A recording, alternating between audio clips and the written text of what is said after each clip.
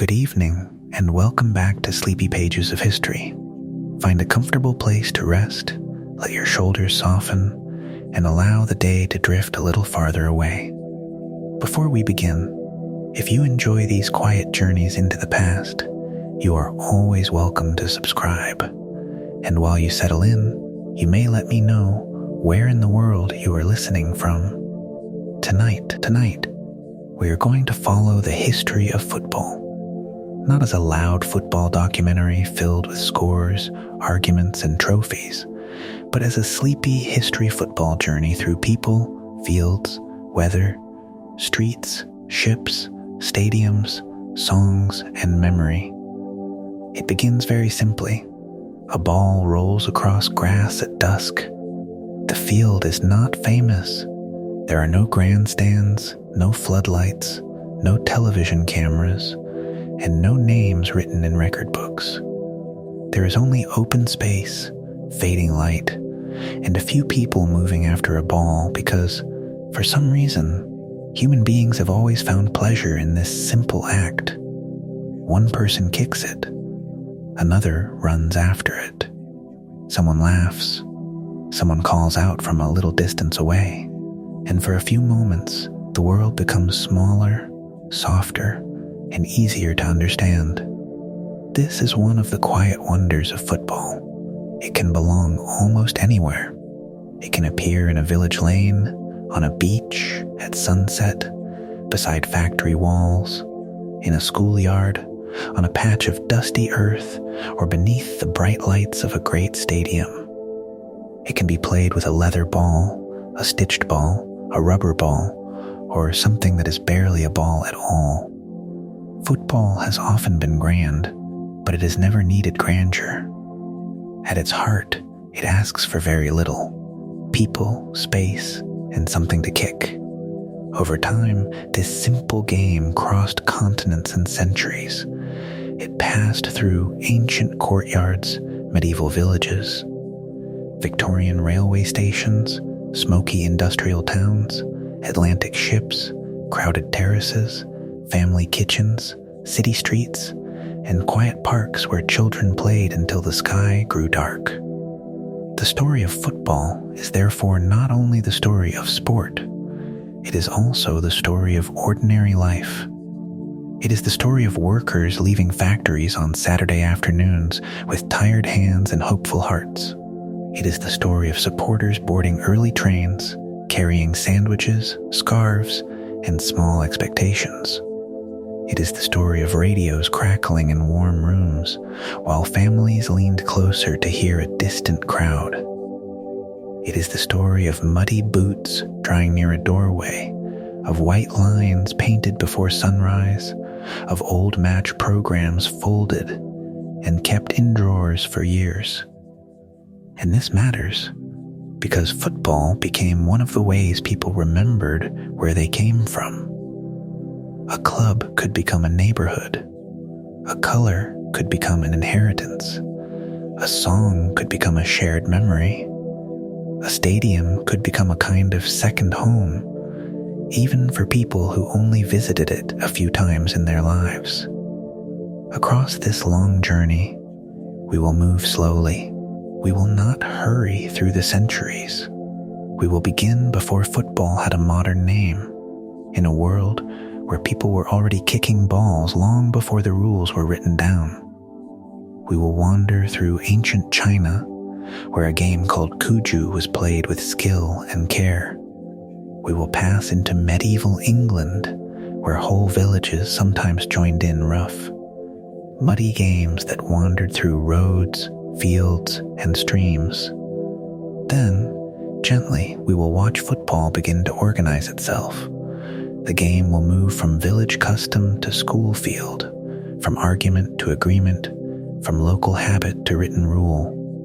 In Victorian London in 1863, men in coats and meeting rooms will quietly debate a question that seems almost small, but was not small at all. Should the ball be carried by hand, or should it belong mostly to the feet?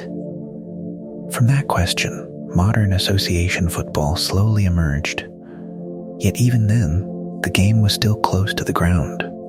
It belonged to workers, towns, railways, factories, and Saturday afternoons. It belonged to people who had spent long hours in smoke and noise, and who found, in a rectangle of grass, a little release from the week. One can almost hear that older world. The factory whistle, the train steam, the murmur near the turnstiles, the soft thud of a heavy leather ball on damp grass. The first half begins, and then, like all ordinary rituals, it becomes part of life. Later, football will cross oceans. Players will travel by ship to the first World Cup. The game will find new homes in South America, Africa, Europe, and far beyond.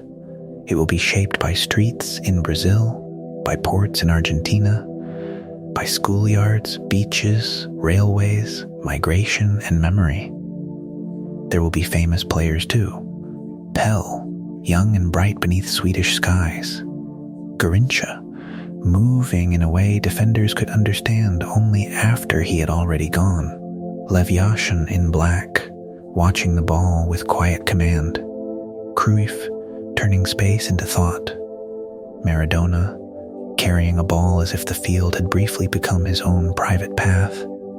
But even these legends will be treated gently here. Not as noise, not as spectacle, more like small lamps in a long corridor of memory. Because the deeper story is simpler. Football became loved because people could see themselves in it. A child with a ball, a father and son walking toward a ground, a group of friends waiting beneath rain, a city holding its breath, a scarf lifted into cold air, an old supporter remembering the sound of a crowd from decades before. In that sense, the history of football is a history of belonging. It shows how a game can gather people together without asking them to explain very much. They arrive. They stand, they watch, they hope, and then they carry the memory home. So tonight, let the game become quiet. Let the crowds soften into distance. Let the stadium lights glow gently rather than brightly. Let the ball roll backward through time, away from television screens and modern noise. Back toward courtyards, villages, ships, factories, beaches, and fields at dusk. The journey is beginning now, and it begins before football had a name. Long before the word football carried its modern meaning, there were open courtyards, packed earth, and people gathered around the movement of a ball. In ancient China many centuries ago, a game called cuju was played with the feet. The name is often understood as something like kicking a ball, and that simple idea is enough to bring the scene softly into view. A leather ball, a measured step, a lifted foot, a small crowd watching as the ball rose and fell through the air. This was not modern football. There were no corner flags, no painted penalty areas, no league tables, and no late-night arguments about tactics, which is probably for the best. The ancient world already had quite enough to think about. Cuju belonged to a different age. One might picture an imperial courtyard, still in the morning air. The ground is firm beneath soft shoes. The walls hold in the sound. Men in loose clothing move with careful balance, guiding the ball with controlled touches. Around them, attendants, soldiers, or officials may pause to watch for a while. The game could be practiced as recreation, as display, and at times as a form of training. What matters for our quiet journey is not the exact rule book, but the human idea behind it.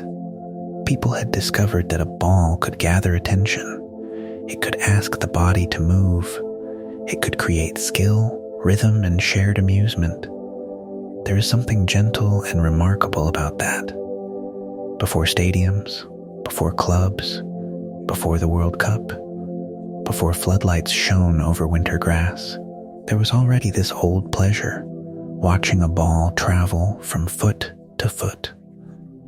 The ball itself would have felt very different from the smooth designs of later centuries. It was made from materials close to the world around it, shaped by hand, handled with care, and used until it became familiar.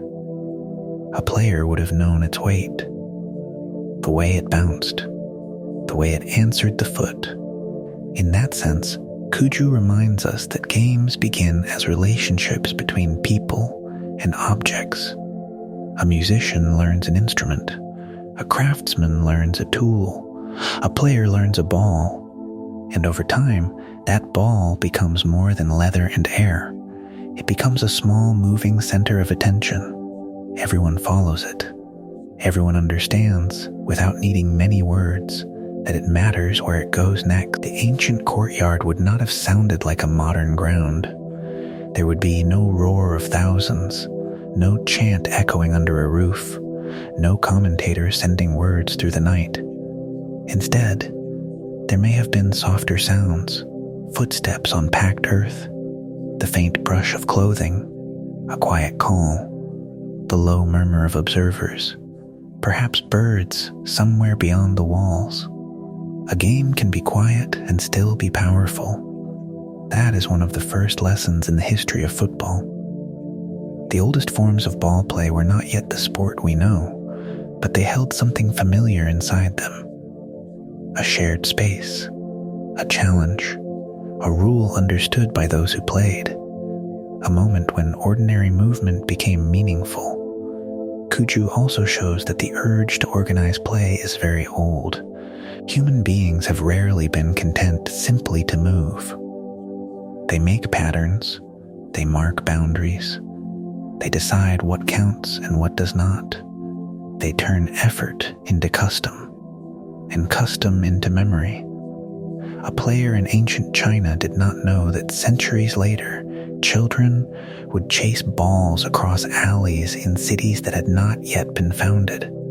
He did not know that ships would carry football across oceans, or that people would one day sit around radios listening to invisible matches from far away.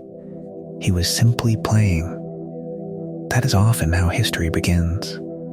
Not with someone announcing the future, but with someone doing a small thing that feels natural in the moment. A kick, a pass, a ball rising briefly into the air. From there, we can let the mind drift outward. The courtyard gives way to roads, fields, and other places where people in different societies found their own ways to play with balls. Some games were graceful, some were rough, some belonged to soldiers, some to festivals, some to young people with energy to spend after work or training. The details changed from place to place, but the attraction remained familiar. A ball creates a little world. For as long as it is in motion, people gather around its path. They move because of it. They cheer because of it. They argue over it too, because even the calmest history of football must admit that human beings have never needed much encouragement to disagree about a game. Still, those disagreements are part of the story. They show that the game mattered. In ancient China, cuju was refined enough to be recognized, remembered, and recorded. It had form, it had technique, it had people who cared whether it was done well. This makes it one of the most beautiful early echoes in the long football story. It does not lead in a straight line to the modern game. History rarely moves so neatly. Instead, it sits like a lantern far back in time, showing us that the basic pleasure of kicking a ball is far older than most modern borders, older than many famous cities, older than the clubs and tournaments that now seem so permanent. The scene is simple. A courtyard, a leather ball, a player adjusting his balance, a watching crowd growing still for a moment. And then the foot meets the ball. For one brief instant, the ball leaves the earth. It rises into the air, carrying with it something surprisingly enduring. The human delight in play, skill, movement, and shared attention. Long before football had a name, that delight was already there. And from this quiet courtyard, our journey can drift onward toward a very different world, a colder, muddier, louder world, where entire villages would one day chase a ball through fields and roads beneath the gray skies of medieval England. The air is cold, a pale winter sky hangs above the countryside, and a thin layer of mist lingers over fields that have not yet fully awakened. Smoke rises from cottage chimneys, mud clings to boots. The sound of a church bell carries across the landscape. If a traveler had arrived in certain parts of medieval England on the right day, he might have noticed something unusual. People were gathering, not for a market, not for a royal ceremony, not for military training. They were gathering for a game. At first, the scene might have appeared ordinary enough. Men standing near a village green, children weaving through the crowd, neighbors talking beside fences, dogs wandering wherever they pleased, unconcerned by the affairs of human beings. Then, the ball appeared, and suddenly the day began to change. The game that many people today call medieval football was not football as we know it. There were no carefully measured pitches, no standardized goals, no referees carrying whistles, no printed schedules pinned to walls. Instead, there was often a simple objective. One village might try to move the ball toward a distant landmark. Another might attempt to carry or kick it toward a church, a field boundary, a bridge, or some agreed location beyond the settlement. The distance could be enormous. The playing area could stretch across roads, streams, meadows, and muddy lanes, and the number of participants could be astonishing. Sometimes it seemed as though an entire village had joined. What makes this fascinating is not merely the game itself, but the way it brought people together. In the medieval world, life was often local. Many people spent most of their lives close to where they were born. Roads could be difficult. Travel was slow. Daily routines revolved around work, seasons, religion, and community. When a football game took place, it became something larger than recreation. It became an event, a shared occasion, a story people would remember afterward. The winter air might be filled with voices. Boots splashed through puddles. Someone shouted directions. Someone else shouted entirely different directions. And somewhere in the middle of it all, a ball moved uncertainly through a crowd of determined players. The ball itself was often very different from modern versions. It might be made from leather and stuffed with available materials. It might not bounce particularly well. It might become wet and heavy before the day was over. Yet none of that seemed to matter. The purpose was not perfection. The purpose was participation. A farmer who spent most days working in fields could join. A craftsman could join. Young men eager to prove themselves could join. Older villagers might watch from the edges, offering opinions whether they had been requested or not. Some traditions never truly disappear. The medieval landscape provided the backdrop for all of this. Narrow roads wound between homes. Fields stretched toward distant hedgerows. Small rivers crossed the countryside. Stone churches stood quietly above villages that had existed for generations. Football moved through these places like a temporary festival. One moment the ball might be near the village center. The next it could be rolling toward a stream while dozens of players hurried after it. The game belonged to the landscape. In many ways, the landscape became part of the game. A hill might slow progress. A ditch might redirect play. A river crossing could create unexpected challenges. Modern football often takes place within carefully marked boundaries. Medieval football lived in a world where boundaries were far less certain. Yet there was another side to this story. Not everyone admired these games. Some people viewed them as noisy distractions. Others worried about disorder.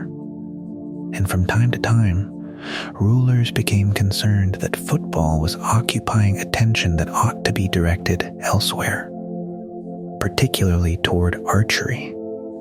This may seem like an unusual rivalry today.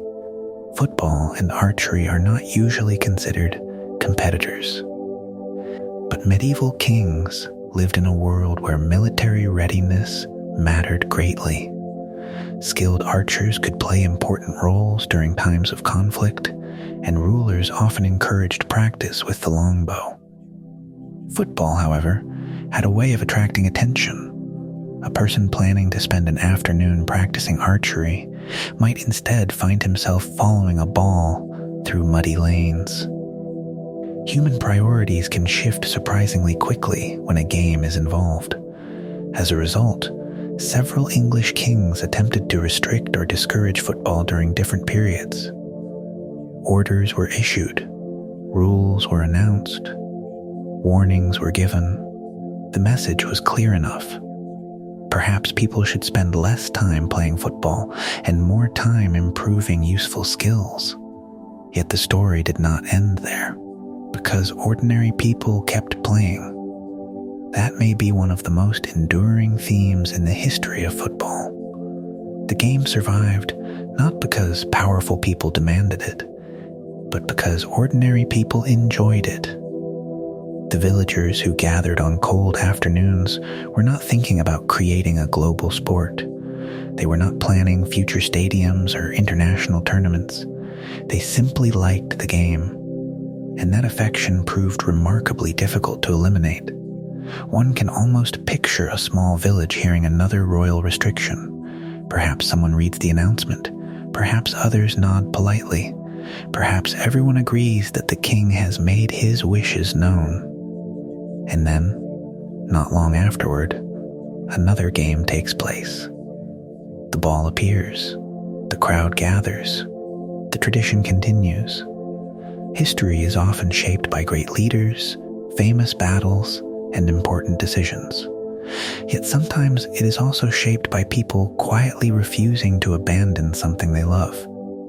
Football's survival owes much to that kind of persistence. As the centuries passed, generations inherited these customs. Children watched older players and later became players themselves. Stories were shared. Matches were remembered. Certain days became associated with football gatherings. The game settled into local memory. This reminds us that football was becoming something more than entertainment. It was becoming culture.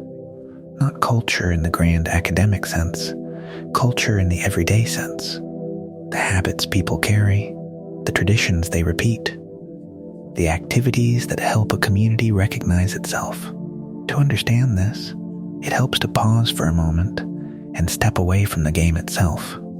Imagine a winter evening after one of these matches. The sun has already begun to disappear. Boots are muddy. Clothing is damp. People return home along narrow roads. Smoke drifts from hearth fires. A simple meal waits indoors. Someone recounts a particularly memorable moment from the game. Someone disagrees with the story. Someone else insists the ball crossed a boundary first. The discussion continues, not because the outcome will change, but because remembering the day is part of the pleasure. Inside cottages, the warmth of the fire slowly replaces the cold air outside. Candles flicker. Wood crackles. The sounds of the game fade into memory, yet the experience remains. This quieter side of football is easy to overlook. The game itself may last only part of a day. The conversations afterward can last much longer. Over time, these memories accumulated. One generation passed them to the next, and gradually, without anyone fully realizing it, football strengthened its hold on everyday life. the rules were still uncertain. The playing areas remained enormous. The organization was minimal, but the attachment was real.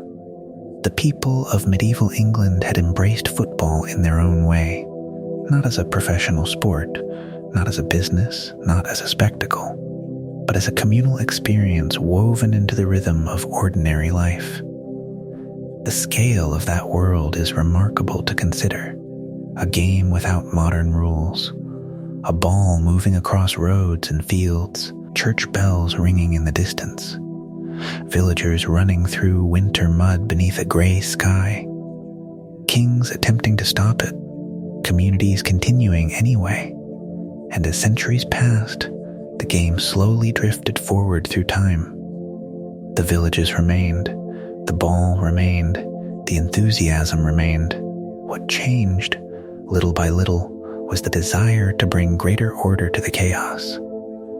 Because eventually people would begin asking new questions. Where should the goals be? How should matches be organized? What exactly counted as football?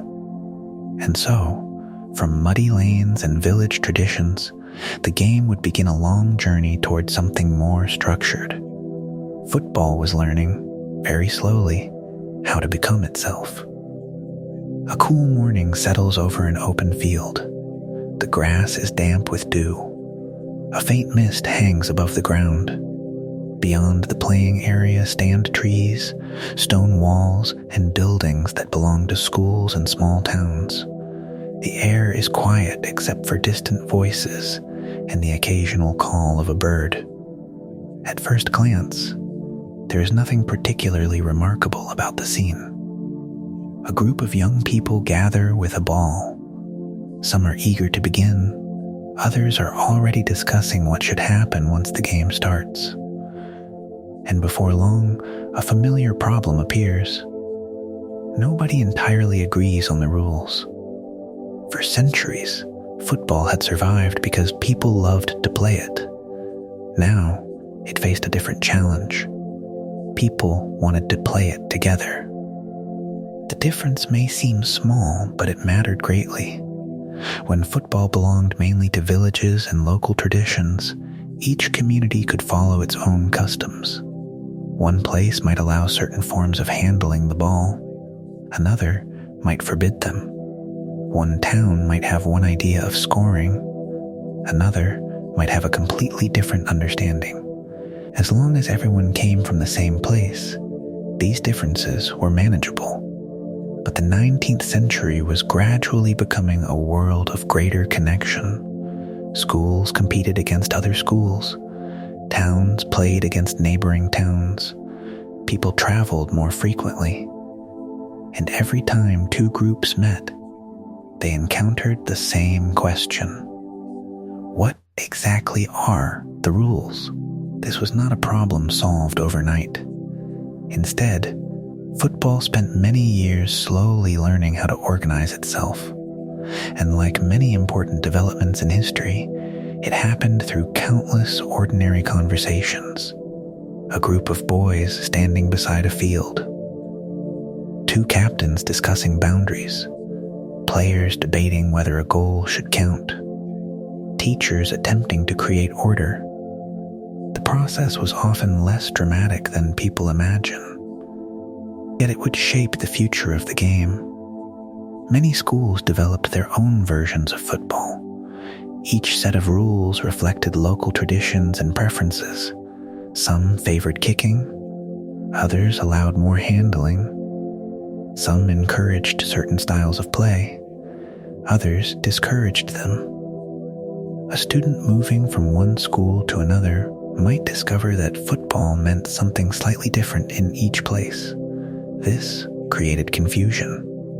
But it also created experimentation. Football was becoming a collection of ideas.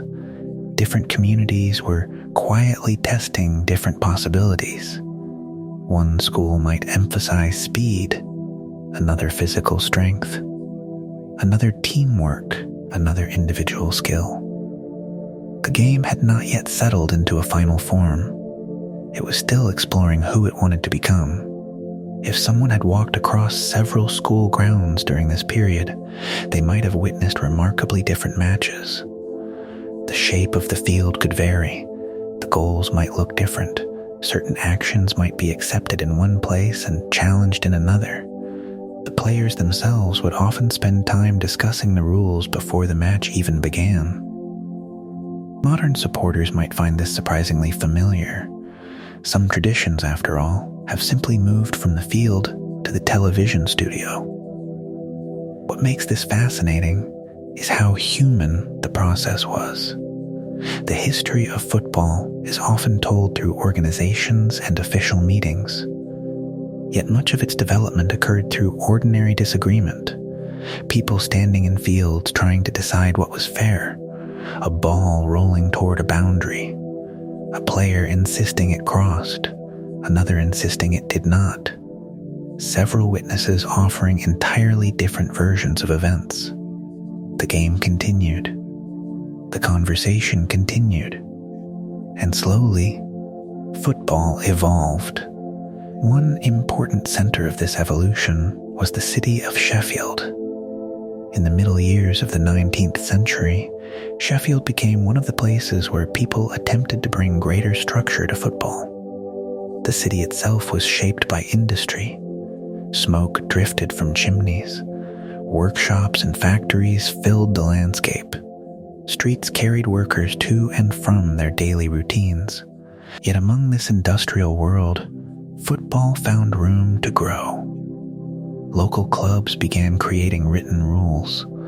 These became known as the Sheffield Rules, and while they were not identical to modern football, they represented an important step toward consistency. The details need not concern us too heavily tonight. What matters is the spirit behind them. People were beginning to write things down. Instead of relying entirely on memory or local tradition, they started creating shared agreements. Football was becoming more organized, more portable, more capable of traveling from one place to another, and that process required patience. Many aspects of the game still looked unfamiliar. Early goals, for example, often lacked a crossbar. A ball passing between two upright posts could lead to discussion about whether it had traveled high enough, low enough, or somewhere in between. A modern spectator might feel grateful for the invention of clearer solutions. Players certainly did. There were also no referees in the modern sense. This surprises many people today.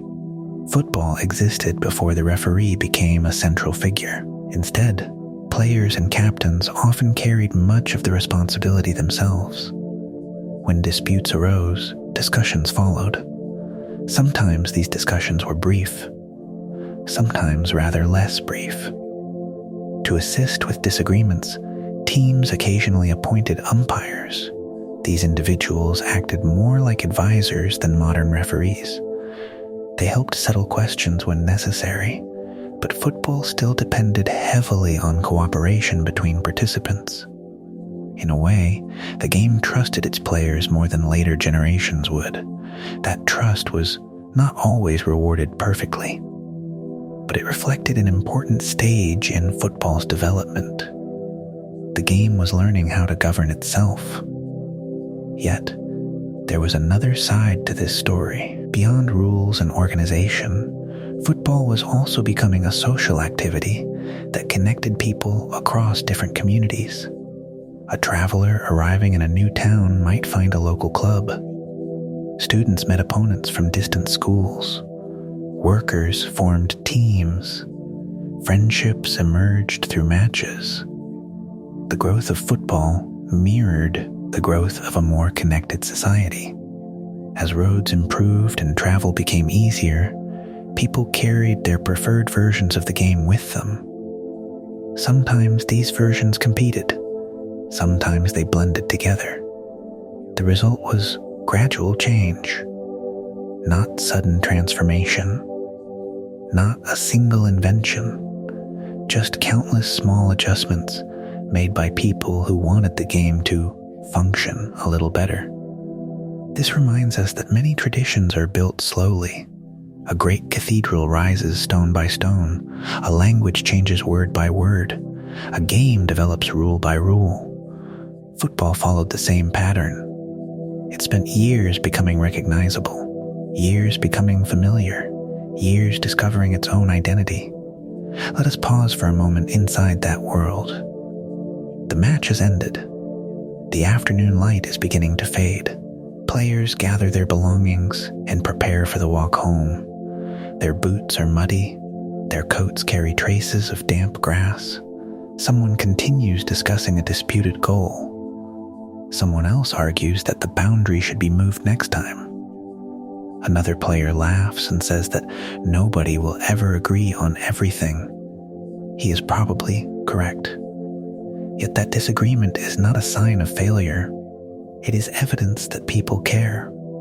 The conversation itself becomes part of the culture. Football grows not only through matches, but through the discussions that surround them. Back in classrooms, workshops, homes, and local meeting places, people continue thinking about the game. What works? What does not? What should be preserved? What should change? These questions quietly shape the future. And over time, the desire for common rules becomes stronger. The game is growing. More clubs are appearing. More matches are being played. More communities want to participate. The old patchwork of local customs is beginning to feel insufficient. Football has reached a moment where it needs something larger than individual traditions. It needs a shared foundation, a common language, a set of agreements that can travel from town to town and field to field. The long road toward rules is nearing an important destination. Soon, in Victorian London, a group of men will gather in a meeting room to discuss the future of the game. There will be coats hanging near the door, papers spread across tables, voices offering different opinions. And at the center of the conversation will be a question surprisingly simple in appearance. Should the ball be carried, or should it remain mostly at the feet? The answer would help shape the modern history of football. But for now, the fields grow quiet. The players head home. And the game waits patiently for its next chapter. The evening air over Victorian London was cool and damp. Gas lamps glowed along busy streets. Horse-drawn vehicles moved through the city. Shop windows reflected small pools of light onto wet pavement. The great capital of Britain was expanding, filling with workers, merchants, students, and travelers who arrived from many different places. It was a city of movement, a city of conversation, and, increasingly, a city where people wanted to play football. Yet football still carried an old problem. Different groups often played by different rules. A team could travel to another part of the country and discover that familiar customs no longer applied. Actions accepted in one match might be forbidden in another. What one group called football, another group might understand quite differently. The game was growing.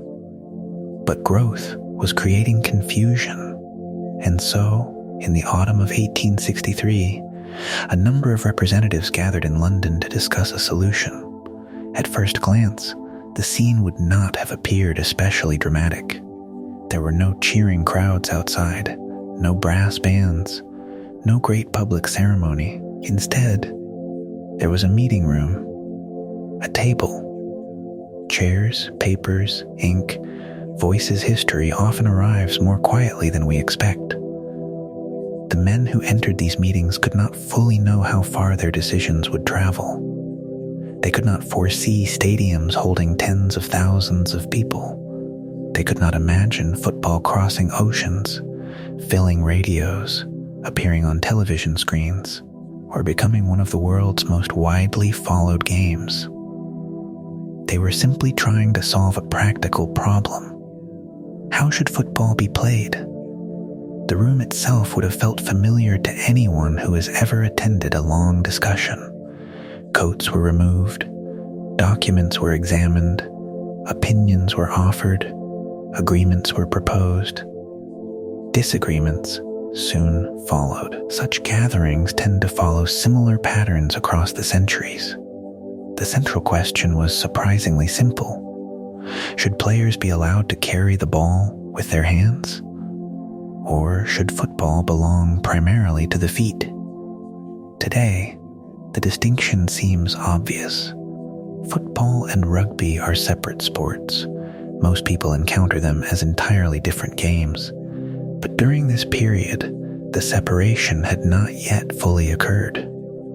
Many football traditions still contained elements that would later move in different directions. The future was not yet settled. The path forward remained open. One can almost picture the conversation unfolding. Around the table sit individuals who care deeply about the game. Each arrives with experiences shaped by local customs and preferred styles of play. Some believe certain traditions should be preserved. Others believe football needs greater consistency. Nobody is discussing global fame. Nobody is discussing television rights or international tournaments. The concerns are much smaller, and perhaps because they are smaller, they feel more human. How can different clubs play one another fairly? How can confusion be reduced? How can football become easier to organize? These were practical questions. Yet practical questions sometimes create lasting consequences. Over several meetings, the discussions continued. Arguments were made. Compromises were attempted. Some participants found common ground. Others did not. This is one of the gentle realities of history. Not every important development produces universal agreement. Sometimes people simply decide they wish to travel different roads. That is largely what happened here. As the discussions progressed, disagreement surrounding handling the ball became increasingly significant. Eventually, those who preferred one style and those who preferred another began moving apart. From this separation emerged two distinct futures. One path would lead toward rugby, the other toward association football. The name association football would later be shortened in various ways, but at the time it simply helped identify a version of the game built around a particular set of rules.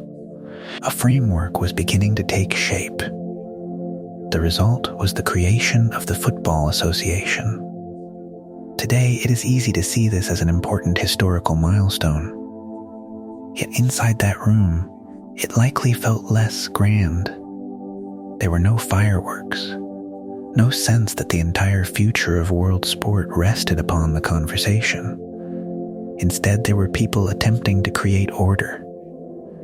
And perhaps that is what makes the story so appealing. Football was not invented in a single moment. The game already existed in many forms. What happened in London was something quieter. Football began to define itself. The game looked inward and asked what it wanted to be. This reminds us that traditions often evolve through clarification rather than creation. A river may already exist long before someone draws it on a map. A language may be spoken for centuries before dictionaries appear. A game may be loved long before rules become standardized. The Football Association did not create the human desire to play. That desire had existed for generations. What it created was a shared structure, a common understanding, a foundation that could support growth, and growth soon followed.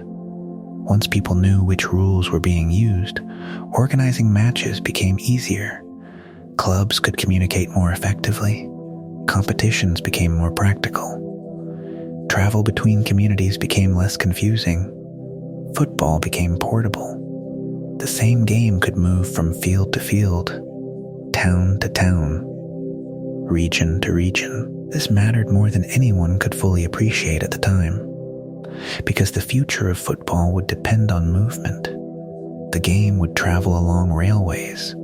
It would cross oceans. It would enter ports, schools, factories, and neighborhoods around the world. For that journey to happen, football first needed a shared identity. The London meetings helped provide one. Yet before we leave this room, it is worth pausing for a moment to notice its modest scale. There is something charming about the image. Outside, London continues its ordinary evening. People hurry home, shops close their doors, carriages pass through narrow streets, smoke rises from chimneys into the darkening sky. Inside, several individuals sit around a table discussing a game.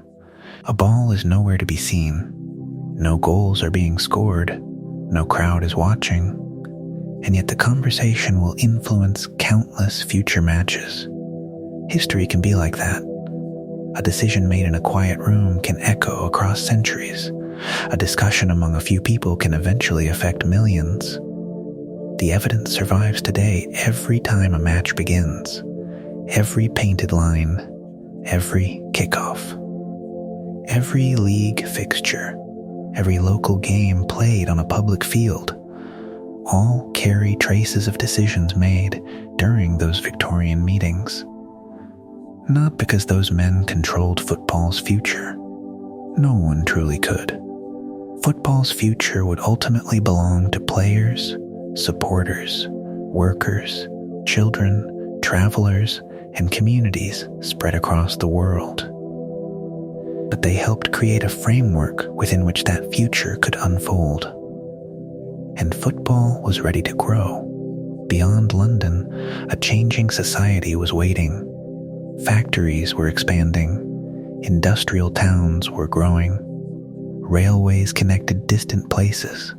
Workers searched for recreation after long hours of labor. New clubs appeared. New supporters gathered. The game that had once wandered through medieval villages was entering a different age. Soon football would become deeply connected to the rhythms of industrial life, to factory whistles, to Saturday afternoons, to smoke-darkened towns where ordinary people discovered that a rectangle of grass could provide a few precious hours of escape. The meeting room grows quiet now. The papers are collected. The chairs stand empty. The lamps burn low. Outside, Victorian London settles into evening.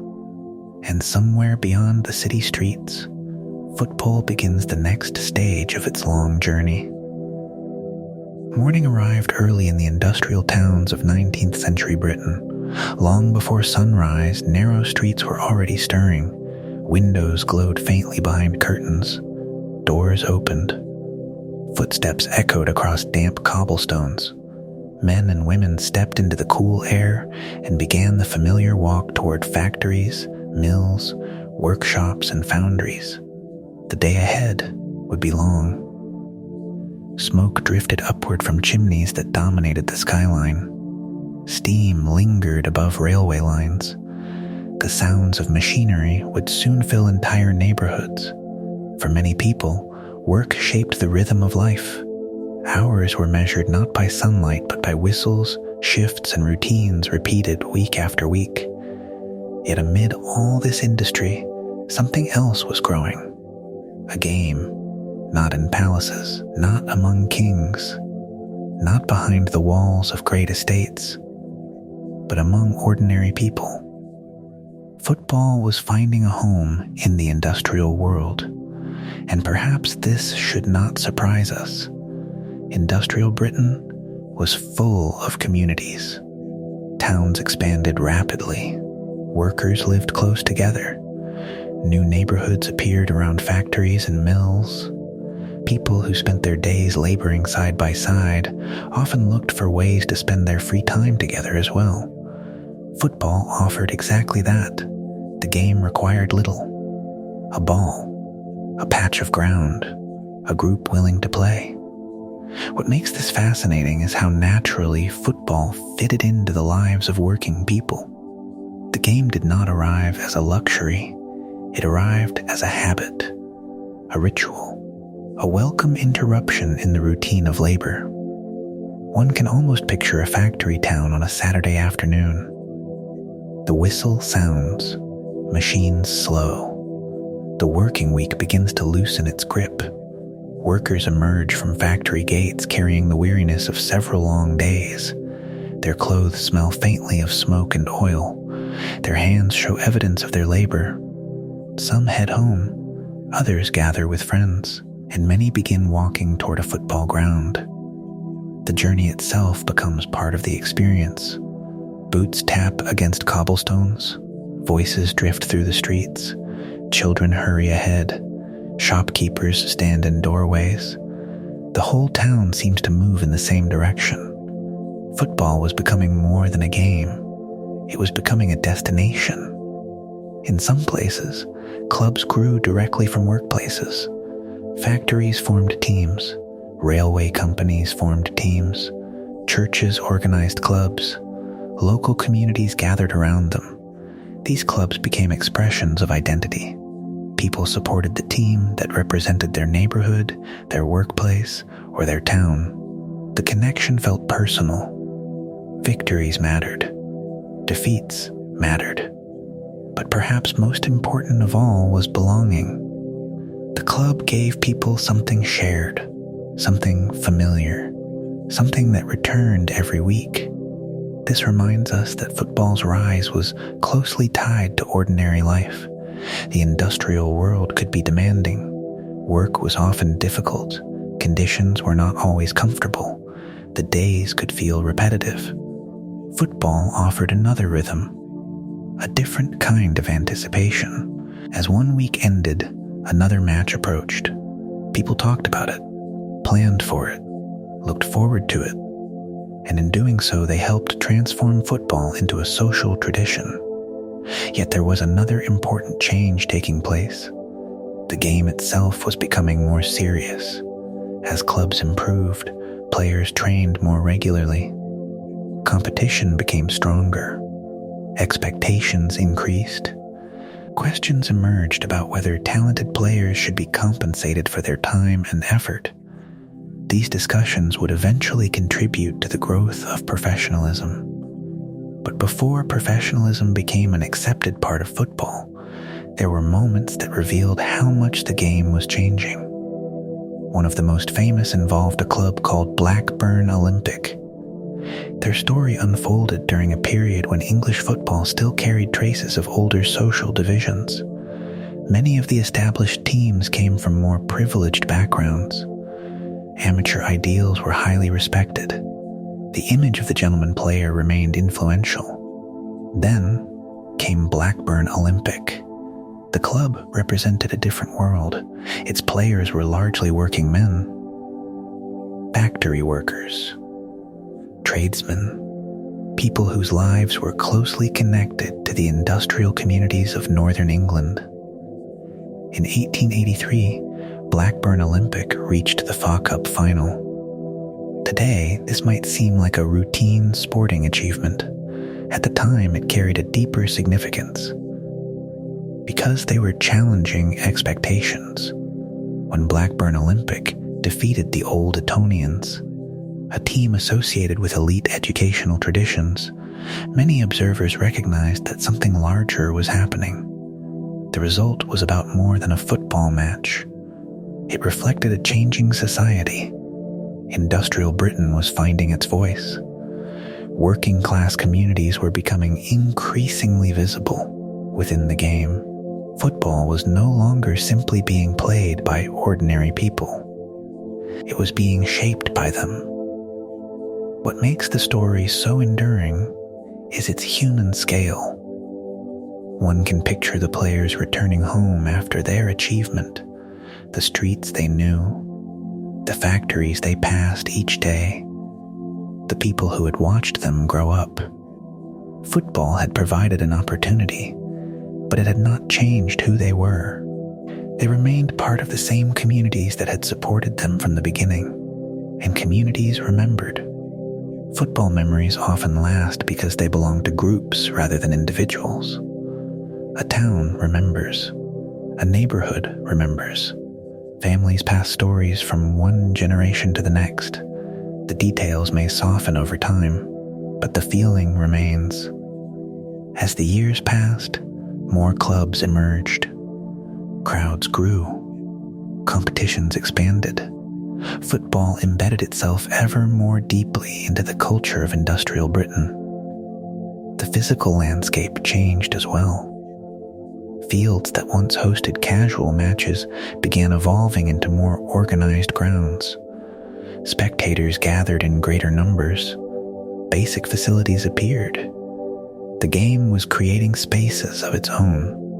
Yet even as football grew, many of its most meaningful moments remained remarkably ordinary.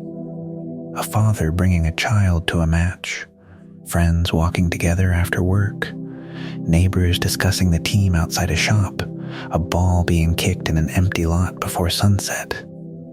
These scenes rarely appear in official histories, yet they help explain why football endured. The game became woven into daily life. To understand this more clearly, it helps to pause for a moment inside one of those industrial towns. The match has not started yet. A thin layer of cloud hangs overhead. The smell of coal smoke drifts through the air. Market stalls remain open nearby. People arrive gradually, greeting familiar faces. A vendor sells food. Children chase one another along the edges of the crowd. Someone unfolds a newspaper. Another adjusts a cap. There is no urgency, only expectation. The football ground is becoming a meeting place, a community gathering point. In many ways, that role proved just as important as the game itself. Football gave people reasons to come together. The result was a sense of connection that extended far beyond 90 minutes. When historians examine football's rise during the industrial era, they often discuss clubs, leagues, and competitions. Those developments certainly mattered, but beneath them was something simpler. People wanted to spend time together.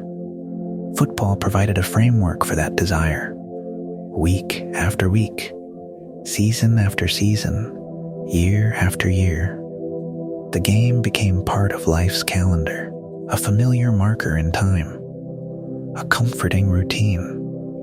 And routines have a remarkable power. They create continuity. They offer stability. They help people feel connected to something larger than themselves.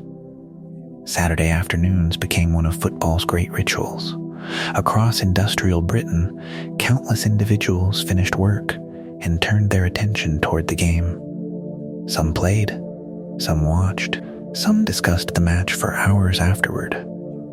All became participants in a culture that continued to grow. The evidence of that growth could be heard in conversations, seen in gathering crowds, and felt in the atmosphere of entire towns.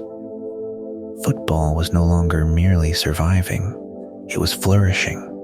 Smoke still drifted above factory roofs. Whistles still marked the beginning and end of shifts. Work remained demanding. Yet alongside those realities existed another world. A world of clubs, supporters, matches, and shared memories. A world that belonged to ordinary people. And as football settled into the rhythm of industrial life, another force was preparing to carry it even farther. The railway. Soon, steam trains would begin connecting football communities in ways earlier generations could scarcely have imagined. Players would travel, supporters would travel, entire stories would travel. And the game would continue its journey across the landscape of Britain, following tracks that stretched toward distant towns beneath clouds of steam and smoke. The station wakes before the sun. A faint gray light rests upon the rooftops. The air is cool and carries the smell of coal smoke. Somewhere beyond the platforms, a locomotive releases a long sigh of steam into the morning sky. The town is still half asleep, yet a small gathering of people has already arrived. Some stand with hands in coat pockets. Others carry bags, newspapers, or parcels wrapped in brown paper. A few wear scarves in club colors. Friends exchange greetings. Someone checks the time. Someone else glances down the tracks, waiting for the train to appear. A football journey is about to begin. By the late 19th century, football and the railway were becoming close companions. Both belonged to an age of movement. Both connected communities, and both helped reshape the experience of everyday life. Before the railway, distance often felt larger. Travel could be slow, uncomfortable, and unpredictable. A football club hoping to play opponents far from home faced practical difficulties. Roads were not always ideal. Journeys consumed valuable time. Entire regions felt separated by geography. The arrival of railways changed that. Tracks stretched across Britain like new pathways connecting towns, cities, factories, ports, and villages. The world seemed to shrink. Places that once felt distant became reachable, and football took full advantage of this new possibility. What makes this fascinating is that railways did more than transport people. They transported ideas. Styles of play traveled. Club traditions traveled. Supporters traveled. The game itself became more connected. A football team could now board a train in one town and arrive in another, ready to compete against opponents who might once have felt impossibly far away. The result was a growing network of matches and relationships. Football was becoming national. Yet the journeys themselves remained deeply human. One can almost picture a group of players arriving at a station on a cold morning. Their clothing is practical. Their boots are packed away. Conversation moves easily between excitement and ordinary subjects. Some discuss the upcoming match. Others talk about work, family, or local news. The train arrives. Doors open. Passengers climb aboard. The journey begins. Steam trains possessed a particular atmosphere that modern travel sometimes struggles to replicate. There was sound, the rhythmic movement of wheels, the hiss of steam, the occasional whistle echoing across the countryside. There was motion, fields passing beyond windows, villages appearing and disappearing, rivers crossed by iron bridges. And there was anticipation. A journey naturally creates expectation. The destination waits somewhere ahead.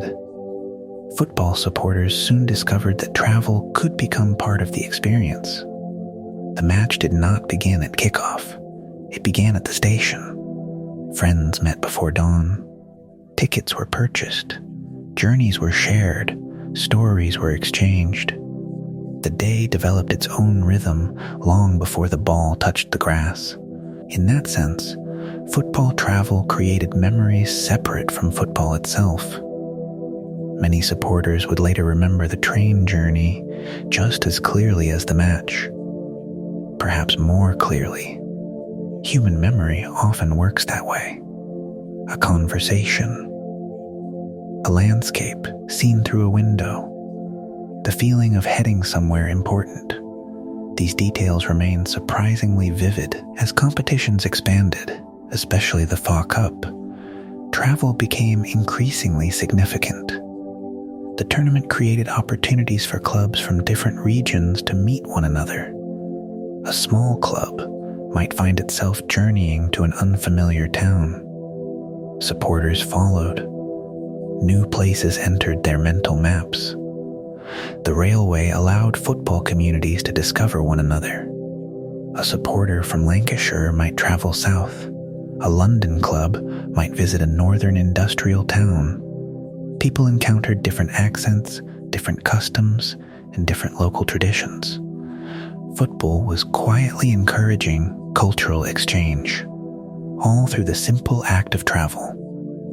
This reminds us that sport often connects people in unexpected ways. The goal may be a match. The result may be a broader understanding of the world. train window became a frame through which many supporters viewed Britain itself. Fields rolled by. Farmhouses appeared in the distance. Church spires rose above villages. Factories emerged near larger towns. The landscape changed gradually as the journey continued. A traveler might spend long stretches simply watching the countryside. There is something wonderfully peaceful about that image. A football supporter seated beside a railway window in the late 19th century. No mobile phone, no live updates, no endless stream of information, just movement, conversation, and the slow passing of the world outside. The experience encouraged patience. The match would happen when it happened. Until then, there was only the journey. And journeys have a way of creating stories. Sometimes trains were crowded.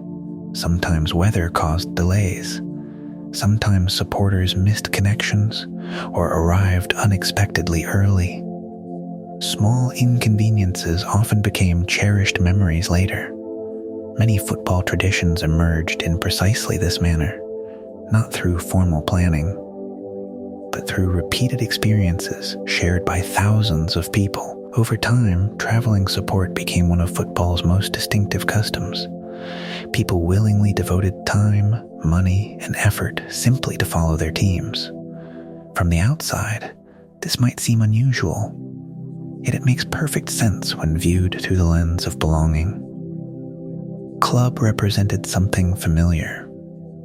A community, an identity, a collection of shared memories. Following the team became a way of affirming those connections, and so supporters traveled, not because they had to, because they wanted to. Meanwhile, players were also experiencing a larger football world. The railway allowed stronger competition. Teams could test themselves against unfamiliar opponents. Ideas spread more quickly.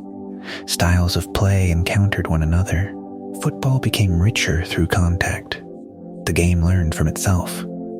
A club might return home not only with a result, but with new observations, a different passing style, a different formation, a different approach to the game.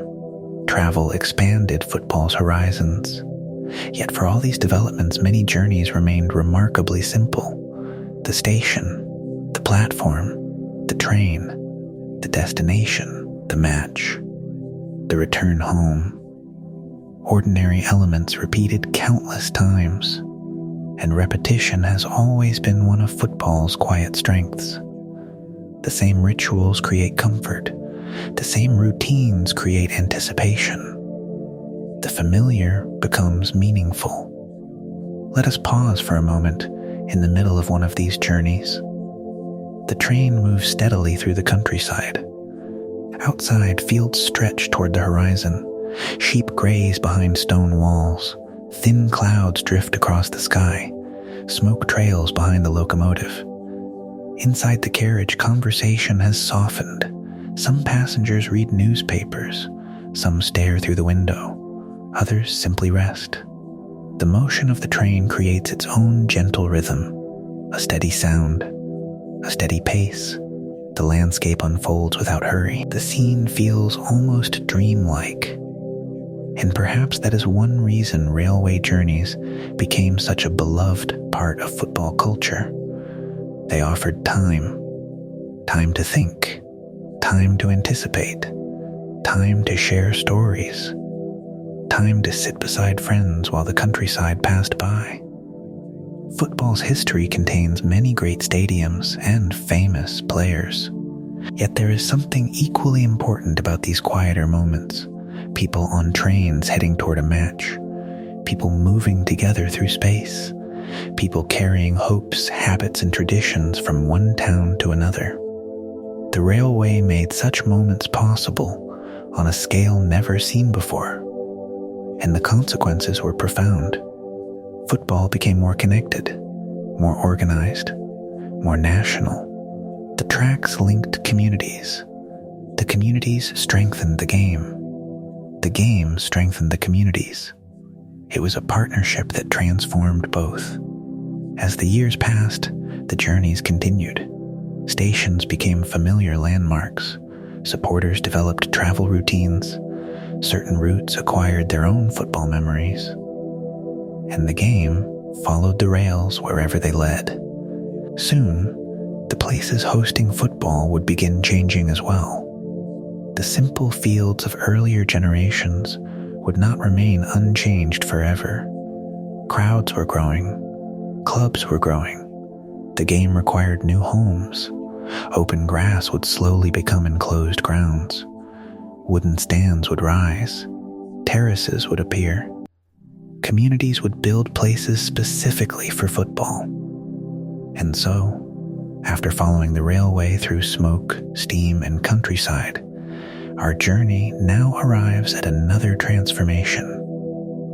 The fields themselves are beginning to become stadiums.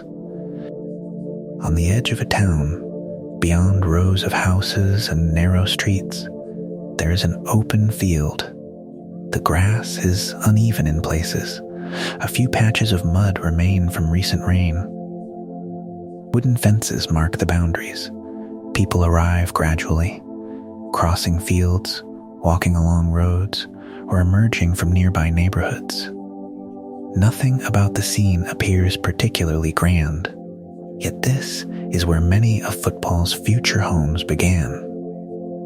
As simple fields, as pieces of open land where communities gathered to watch a game they increasingly loved.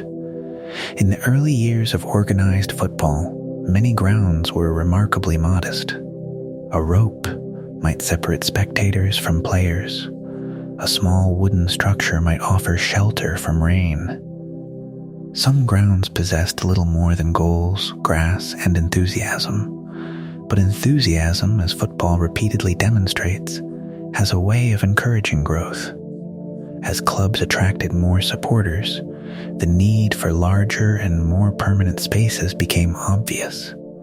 People wanted to watch, and they wanted to watch together. What makes this fascinating is that football grounds did not simply appear overnight. They evolved gradually, shaped by the communities around them.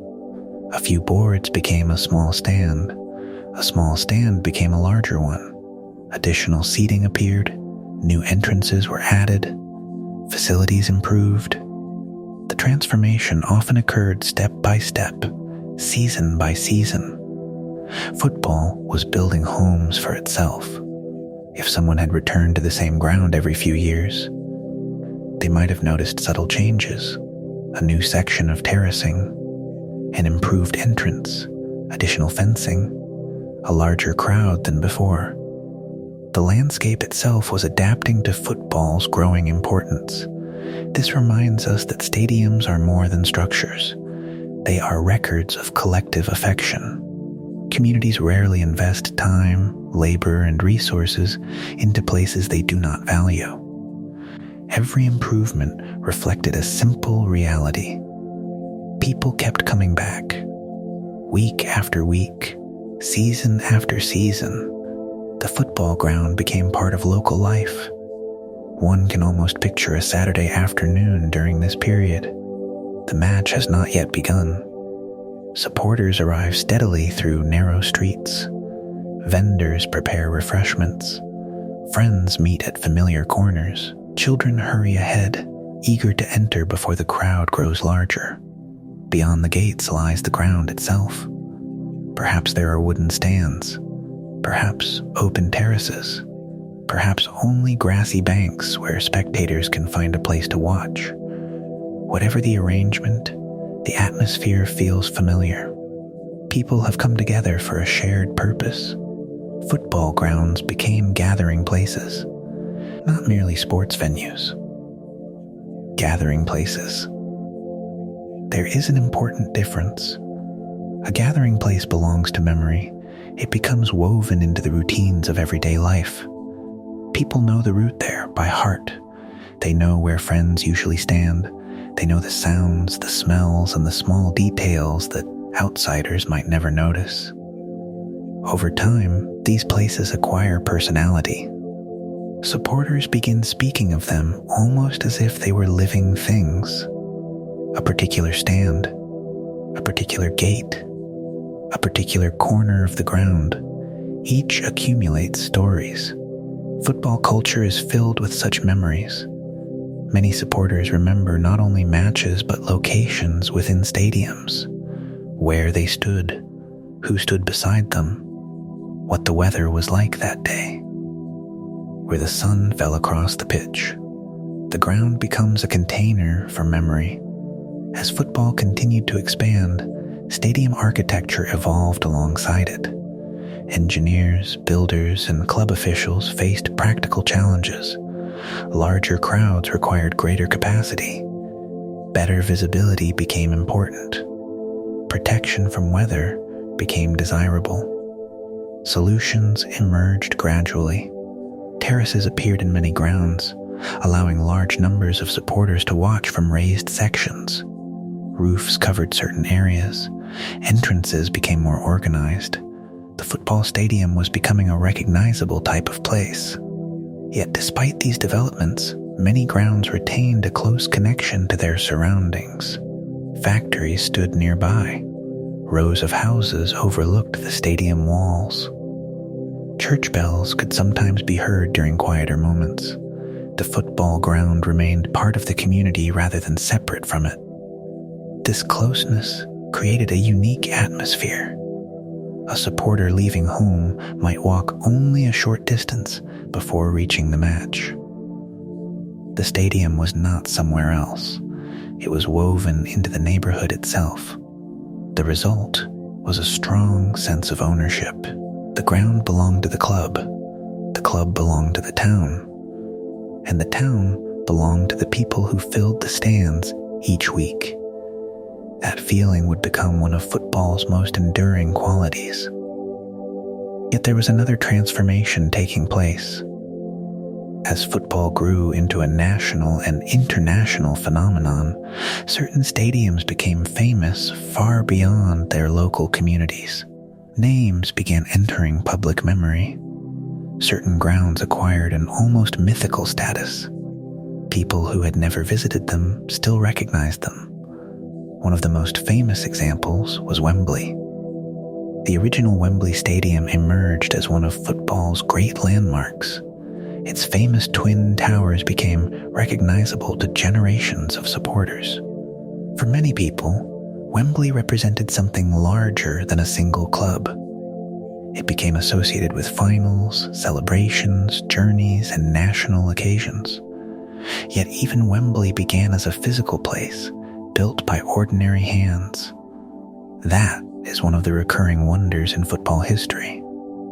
The most famous locations often begin in surprisingly ordinary ways.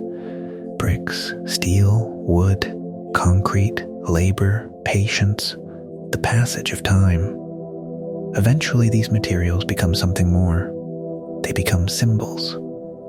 Yet beyond the famous stadiums, countless smaller grounds continued serving communities across the football world. Many were never internationally known. Many hosted no historic finals. Yet they mattered deeply to the people who visited them. A local ground can carry as much emotional significance as a famous stadium, perhaps more, because memory is personal. A supporter remembers the place where childhood afternoons were spent, the place where friendships formed, the place where family traditions continued. Those memories rarely depend on capacity figures or architectural fame. They depend on experience. Let us pause for a moment inside one of these older grounds. The crowd is arriving. The sky threatens rain. A faint smell of damp grass drifts through the air. Wooden boards creak beneath the weight of spectators finding their places. A vendor calls out nearby. Children squeeze between adults, searching for a better view. The pitch stretches quietly before everyone. For now, nothing has happened. The ball rests near the center. The goals stand waiting, and yet anticipation fills the space. A football ground possesses a peculiar quality during these moments. It feels full before the game even begins, full of expectation, full of possibility, full of memory from all the matches that came before. This is why stadiums became such important parts of football culture. They provided continuity. Players changed. Managers changed. Generations passed. The ground remained. People returned again and again to the same place, the same entrance, the same terrace, the same familiar view. In that sense, stadiums became anchors in the flow of time. A supporter could measure life through visits to the ground, childhood, adolescence, adulthood, years unfolding around a shared place. The evidence survives all across football history, in photographs, in stories, in ticket stubs tucked away inside drawers, in memories passed between generations. The stadium became more than architecture. It became part of people's personal geography, a place that helped define where they belonged. As the years passed, these grounds continued evolving. Crowds grew larger, facilities improved. Football expanded beyond local communities into national consciousness. And with that growth came another development. The game was no longer only connecting towns. It was beginning to connect nations. Teams would soon represent entire countries. Supporters would gather not just around clubs, but around national identities. The football field was about to become an international stage. And on a cold day in Scotland, two neighboring nations would meet for a match that quietly opened a new chapter in the history of football. A pale winter sky stretched above the city of Glasgow, and a light chill lingered in the air as people made their way toward a football field in the final days of 1872. The grass was damp. Breath drifted visibly from mouths. Coats were pulled a little tighter against the weather. Nothing about the scene suggested that history was about to remember it. There were no giant stadiums, no television cameras, no global audience watching from distant continents. There was simply a field, a crowd, and two teams preparing to play football. One represented Scotland. The other represented England. Today, international football feels familiar. Nations meet regularly. Major tournaments draw audiences from around the world. International fixtures fill calendars and create memories for generations. But every tradition begins somewhere. And on that winter afternoon, football between nations was still a new idea. The players gathered wearing uniforms that would appear unusual to modern eyes. Their clothing was heavier. Their boots were sturdier. The ball itself looked different from the sleek designs that would emerge many decades later. Everything belonged to an earlier football world, a slower football world, a quieter football world. If a traveler had stood beside the touchline, they might have noticed the atmosphere first. There was curiosity in the air. People had come not only to watch a match, but to witness an experiment. Could football become something shared between nations? Could a game played in towns, schools, and growing stadiums also serve as a meeting point between entire countries? The answer, though nobody knew it yet, would eventually be yes. But on that day, the future remained unwritten. The match itself ended in a scoreless draw. 0 goals for Scotland, 0 goals for England. To modern supporters accustomed to endless statistics and highlights, this might sound somewhat underwhelming, yet history often values beginnings more than outcomes. The significance of the afternoon lay not in the score. It lay in the fact that the game happened at all. Two neighboring nations had met under a common set of rules. They had gathered around a shared understanding of football. The game that had wandered through villages, evolved in schools, and found structure through organization was now taking another step forward. It was becoming international. This reminds us that football's growth rarely occurred through sudden leaps. Instead, it expanded gradually. A village became a town became a region became a nation, and eventually, nations began meeting one another.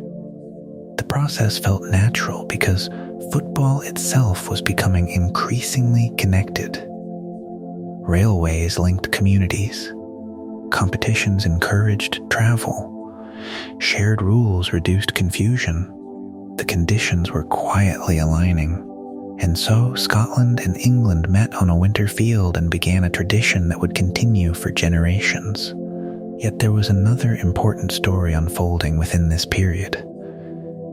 A story not about nations, but about ideas.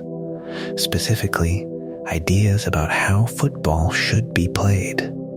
Among the most influential clubs of the era was a Scottish club called Queen's Park. Founded in Glasgow, Queen's Park would leave a lasting mark on football history, not through trophies alone, but through a way of thinking about the game. To understand why this mattered, it helps to consider how football often looked during its earlier years. Many teams relied heavily on individual runs and direct movement. A player might receive the ball and attempt to advance it alone. Skill and determination were highly valued, and understandably so. Yet football was beginning to discover something else. Cooperation. Queen's Park became associated with a style built around passing. The ball moved between teammates rather than remaining with a single individual for long periods. Movement became collective.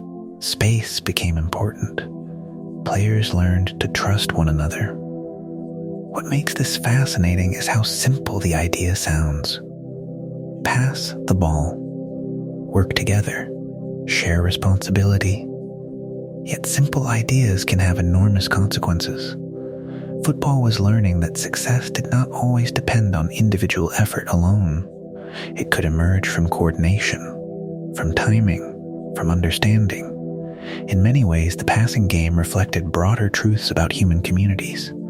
A group can sometimes achieve things that no individual could accomplish alone. The football field merely provided a visible example. One can almost picture a spectator watching these developments unfold. The ball moves from one player to another, then another, then another. The crowd notices something different. The game flows more smoothly. Movement appears more organized. The ball travels faster than any single runner. A new possibility is emerging. Football is becoming more sophisticated. Yet even as tactics evolved, the human experience remained familiar. Supporters still gathered in cold weather. Players still pulled on heavy boots.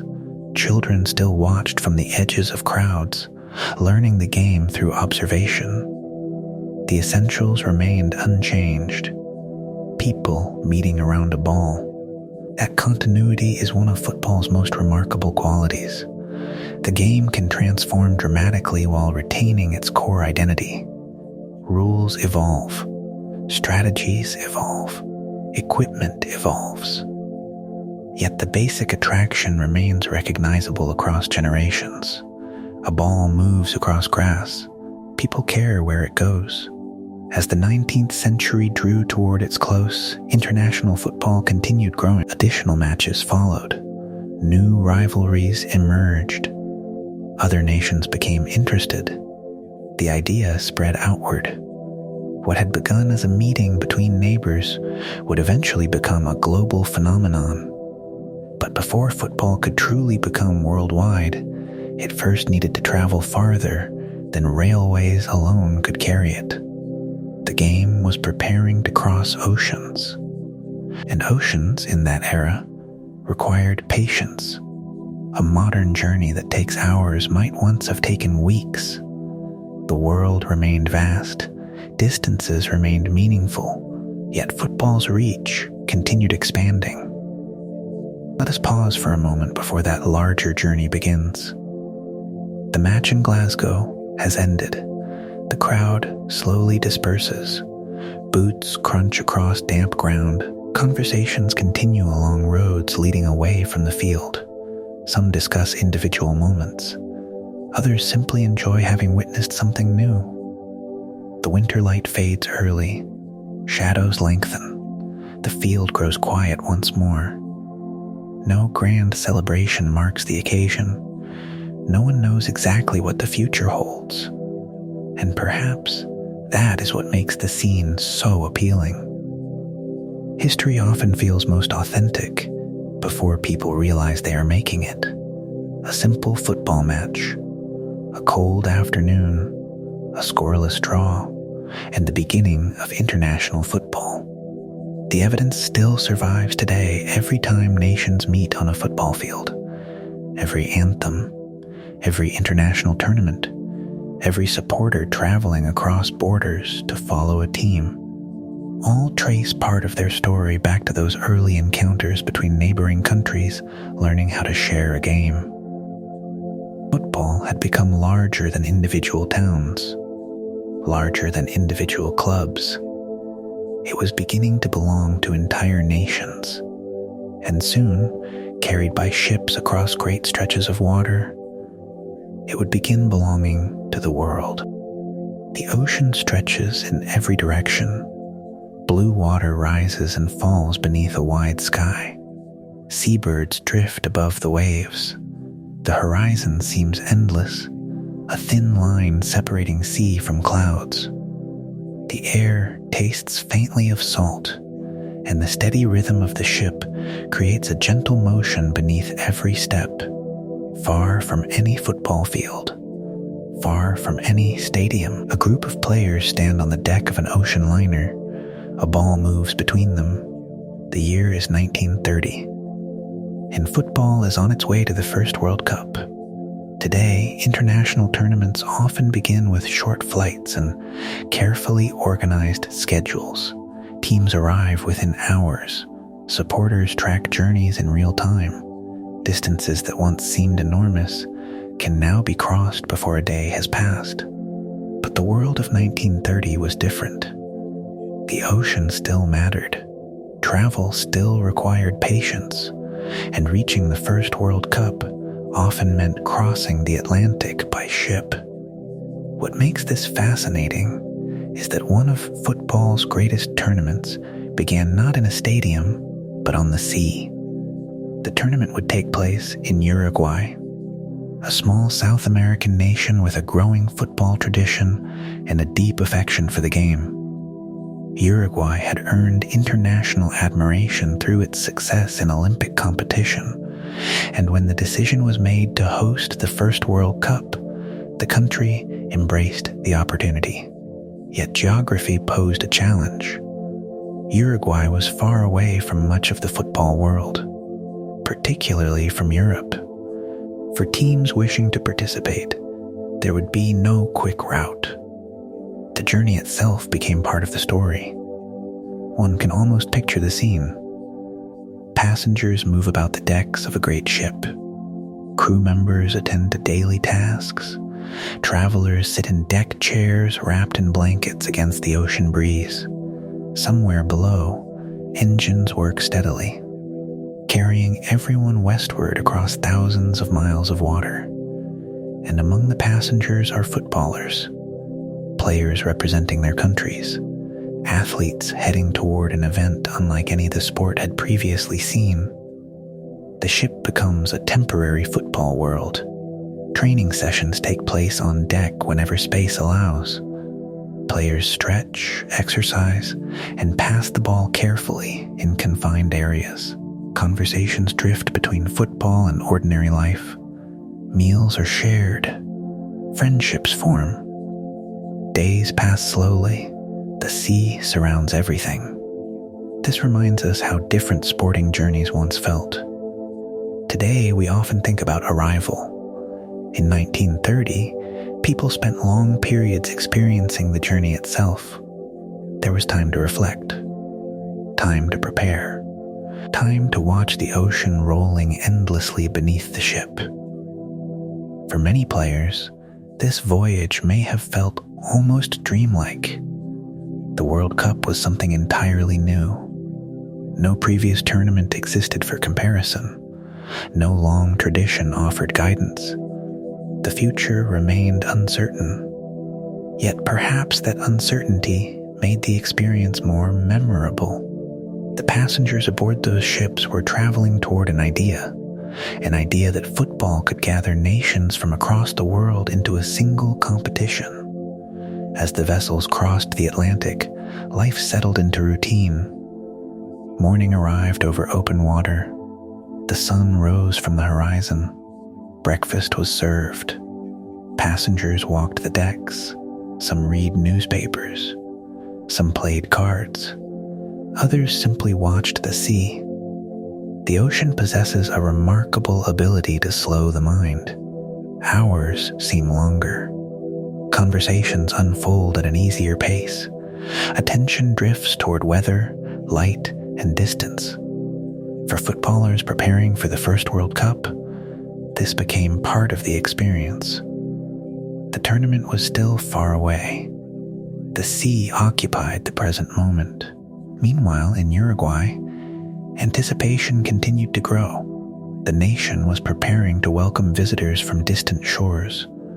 Montevideo, the capital city, stood beside the waters of the Rio de la Plata. Streets bustled with daily life. Trams moved through neighborhoods. Markets operated as usual. Yet beneath these ordinary routines was a growing awareness that something significant was approaching. Football was coming. Not merely local football. World football.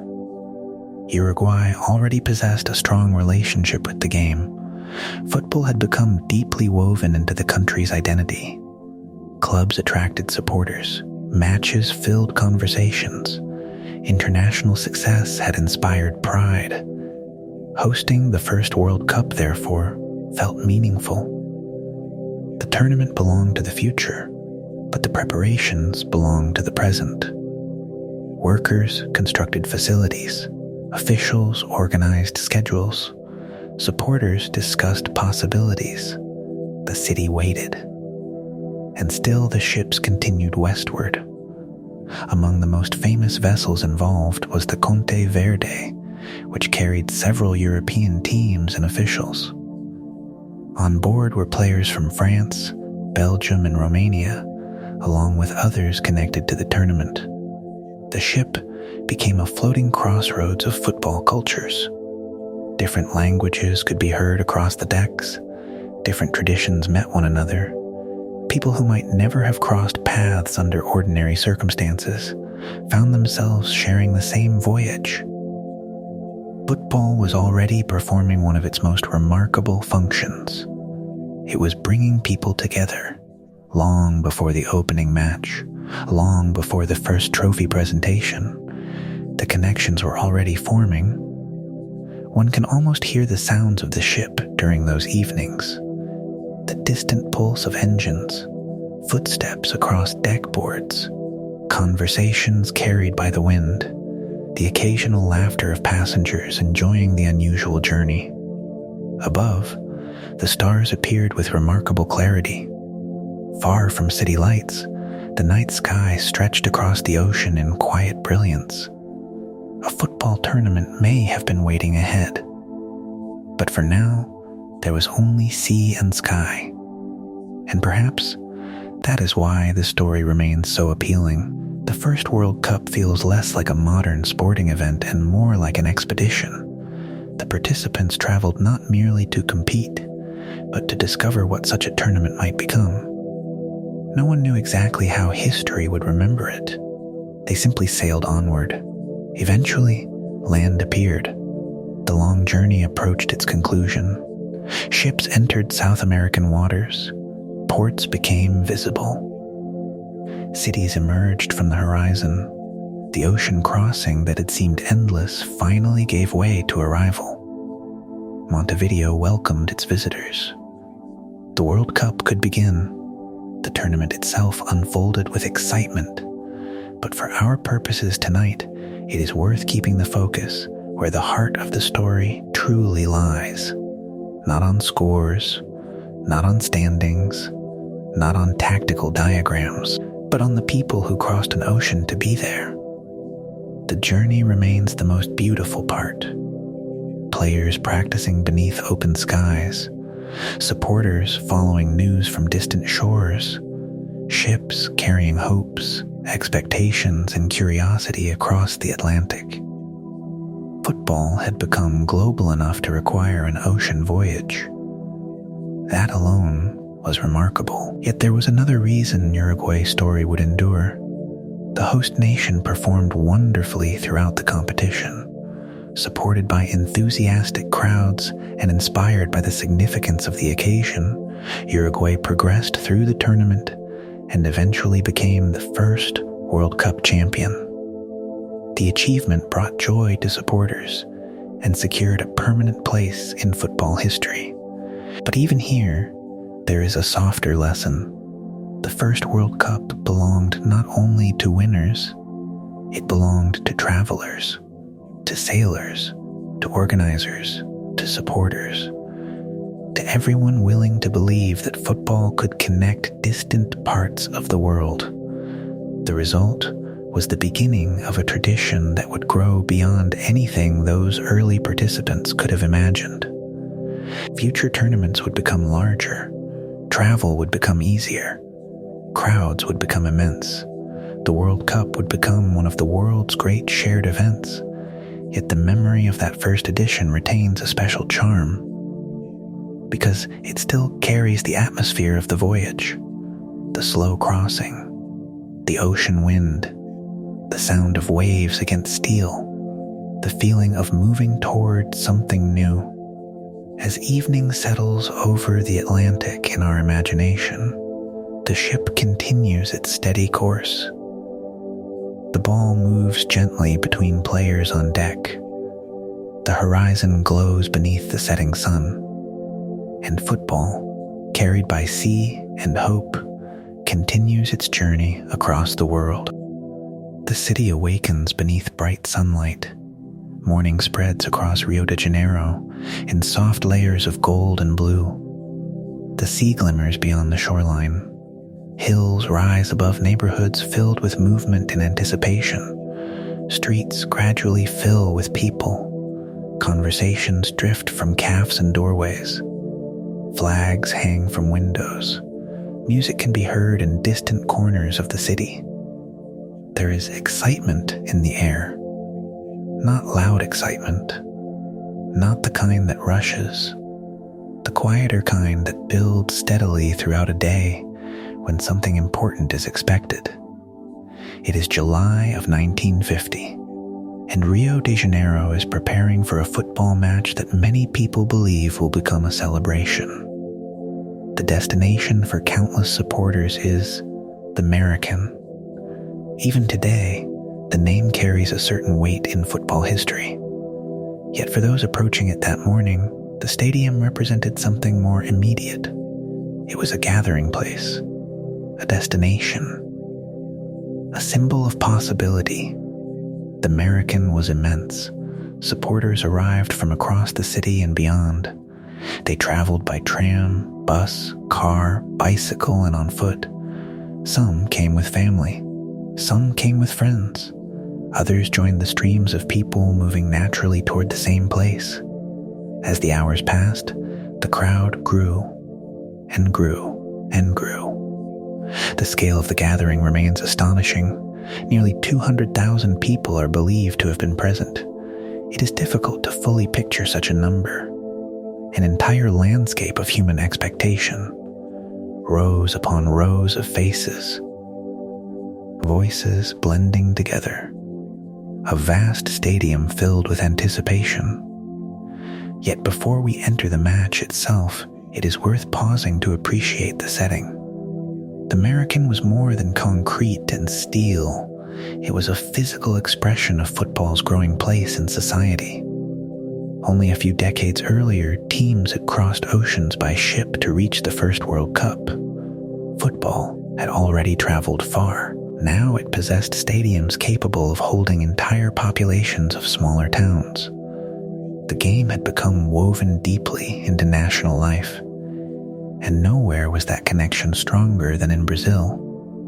Football had flourished there. The sport had traveled from ports and clubs into streets, beaches, schools, neighborhoods, and communities across the country. Children played wherever space allowed. Supporters embraced local clubs and national teams with equal passion. The game became part of everyday culture. By 1950, many Brazilians hoped the World Cup would provide a moment of shared celebration. The tournament itself had already progressed successfully. The host nation had played beautifully. Confidence grew, perhaps even certainty. Sometimes expectations gather quietly over time. They settle into conversations, appear in newspapers, move through families and communities. Eventually, they begin to feel almost natural. Many people arrived at the American expecting joy, not because they were arrogant, simply because hope had become widespread. That is one of football's most familiar qualities. The game encourages people to imagine tomorrow. As kickoff approached, the atmosphere inside the stadium must have felt extraordinary. The crowd stretched in every direction. Voices echoed beneath the open sky. Flags moved gently above the terraces. A supporter sitting high in the stands might have looked across the stadium and seen what appeared almost like a city within a city. Human beings gathered around a single event. The scale alone inspires wonder. And yet football often reminds us that large moments remain deeply personal. Within that enormous crowd were individuals, parents, children, friends, neighbors, people who had traveled long distances, people attending together, people carrying private hopes and memories.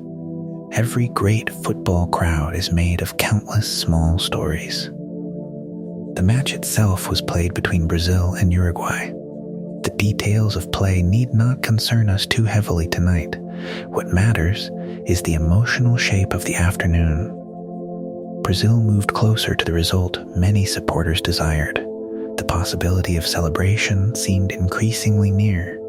And then, gradually, another possibility emerged. Uruguay continued to compete. The match remained alive. The future remained uncertain. Football can be gentle in the way it teaches this lesson. No matter how much anticipation exists, the game still unfolds one moment at a time. As the afternoon progressed, Uruguay found opportunities. The match shifted. The crowd sensed it. The atmosphere changed. Not suddenly, not dramatically, but gradually, like weather moving across a landscape, and eventually came the result that history would remember. Uruguay won. The host nation did not. The World Cup trophy would leave the stadium with visitors rather than remaining at home. Yet what people often remember most is not the score. It is the silence. The American had been built for sound, for cheers, for songs, for celebration. On most days it was filled with noise, but on that afternoon, many witnesses described something different.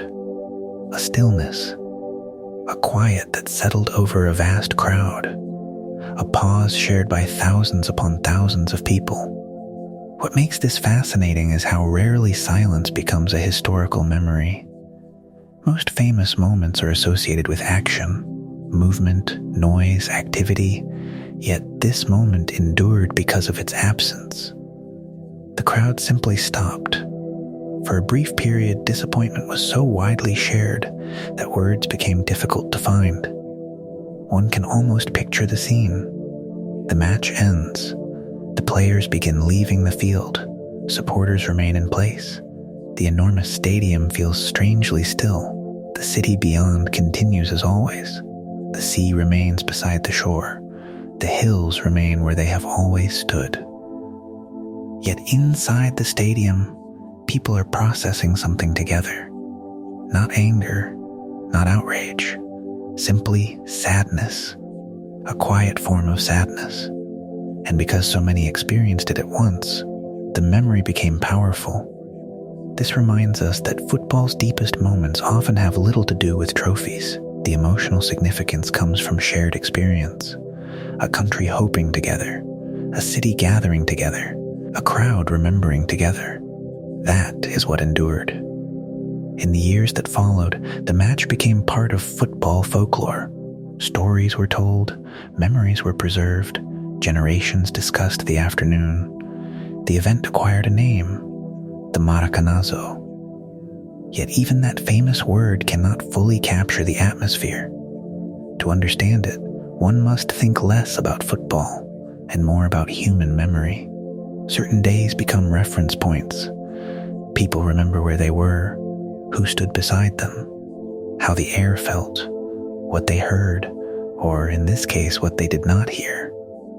The silence itself became part of the story, and stories matter because they survive. Football culture is built from countless memories passed from one generation to the next. Victories survive, defeats survive, songs survive, moments survive. The American of 1950 became one of those moments. Not because it was loud, because it became quiet. Let us pause for a moment before leaving Rio. The crowd is beginning to disperse. People walk slowly toward exits. Conversations are subdued. The evening light settles across the city. Trams move through the streets. Families make their way home.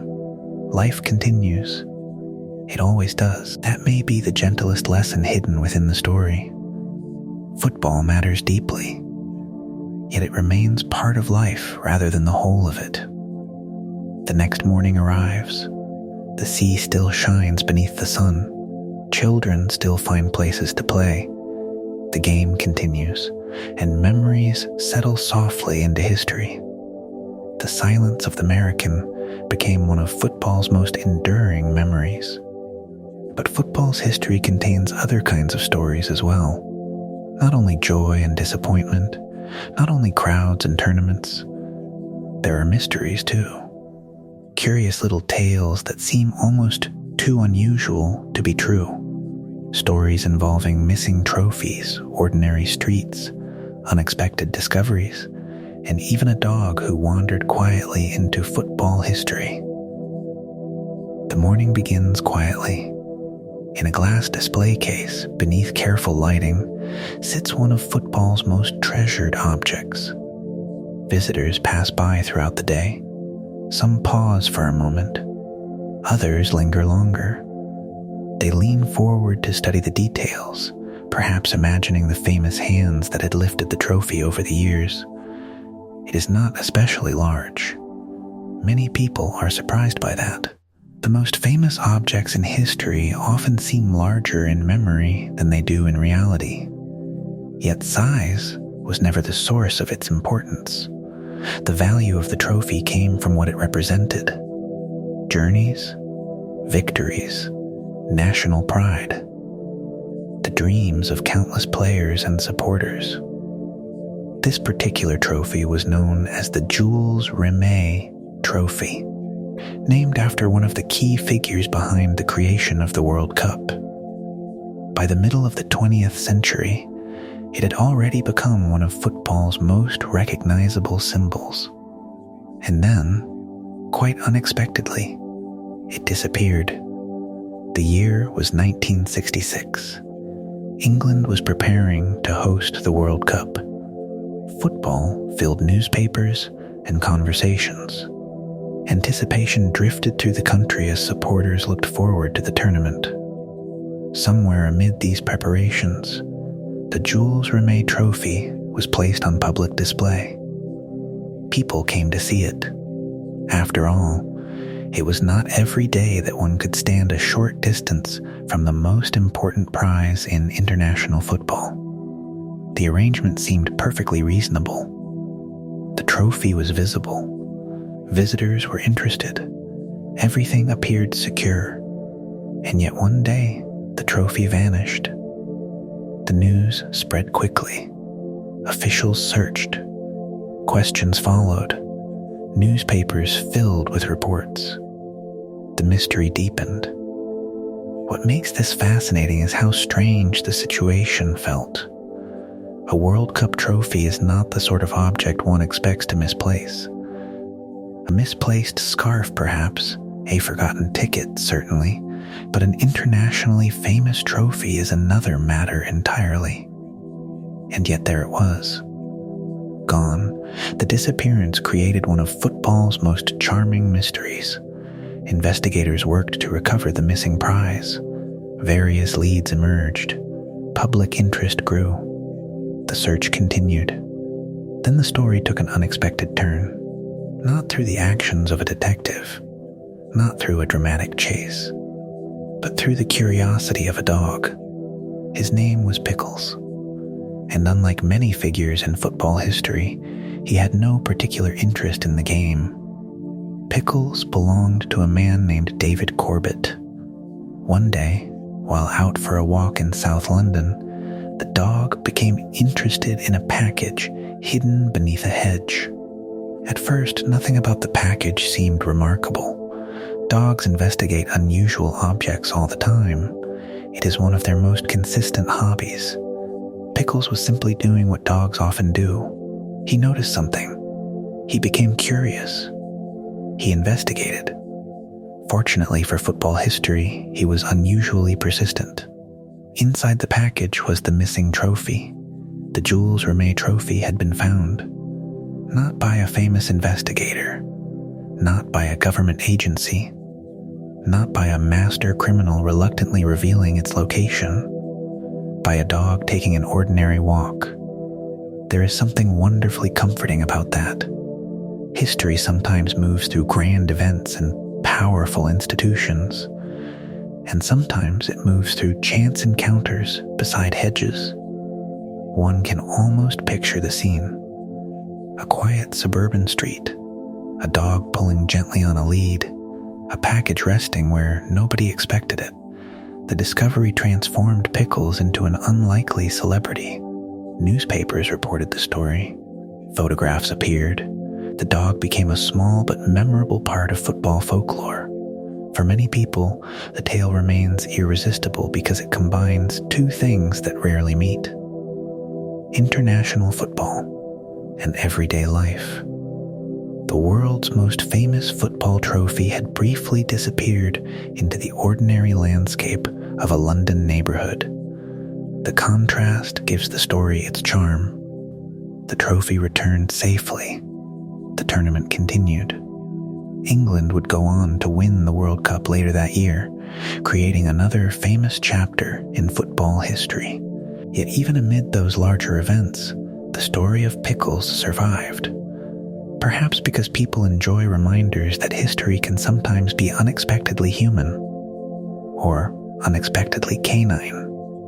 The mystery seemed resolved. The trophy was safe once more.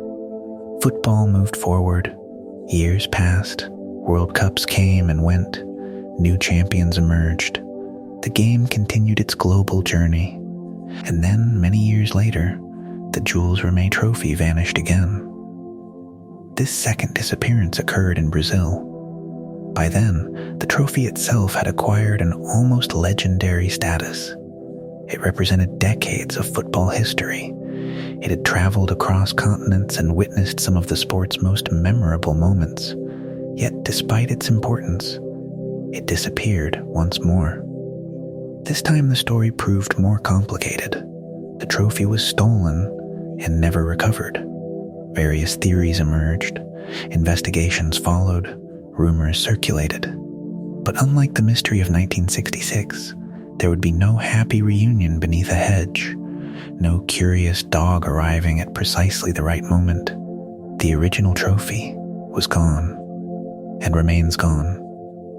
The mystery still survives today. That uncertainty gives the story a different atmosphere. Not frightening, not dramatic, simply curious. History is filled with objects that vanish. Paintings disappear, ships disappear, documents disappear. Sometimes they return, sometimes they do not. The Jules Rimet trophy joined that long list of historical mysteries. Yet what makes the story especially interesting is that the trophy's disappearance did not erase its meaning. The object was lost. The memory remained. Football's history continued. New trophies were created. New tournaments were played. New generations of supporters followed the game. The symbol changed. The tradition endured. This reminds us that many of the things people value most cannot be locked inside display cases. A trophy may represent a memory may represent a moment, and a moment can survive long after the object connected to it has disappeared. Perhaps that is why football supporters often keep seemingly ordinary items: a match ticket, a program, a scarf, a photograph. The object itself is not the important part. The memory attached to it is. The Jules Rimet Trophy carried memories from across decades of football history. Victorious teams, crowded stadiums, long journeys, national celebrations, shared moments of joy. Those memories survived regardless of where the trophy ended up. Let us pause for a moment and return to that London street. The afternoon is calm, the houses are quiet. The hedge stands beside the pavement. A dog pauses during an ordinary walk. Nothing seems remarkable, and yet history occasionally hides itself in the most unexpected places. A trophy resting beneath leaves, a curious nose, a fortunate discovery. The scene feels almost too gentle to be true. And perhaps that is why people continue telling the story, because it reminds us that football is not only made of grand finals and famous players, it is also made of strange little episodes that drift through history like folklore.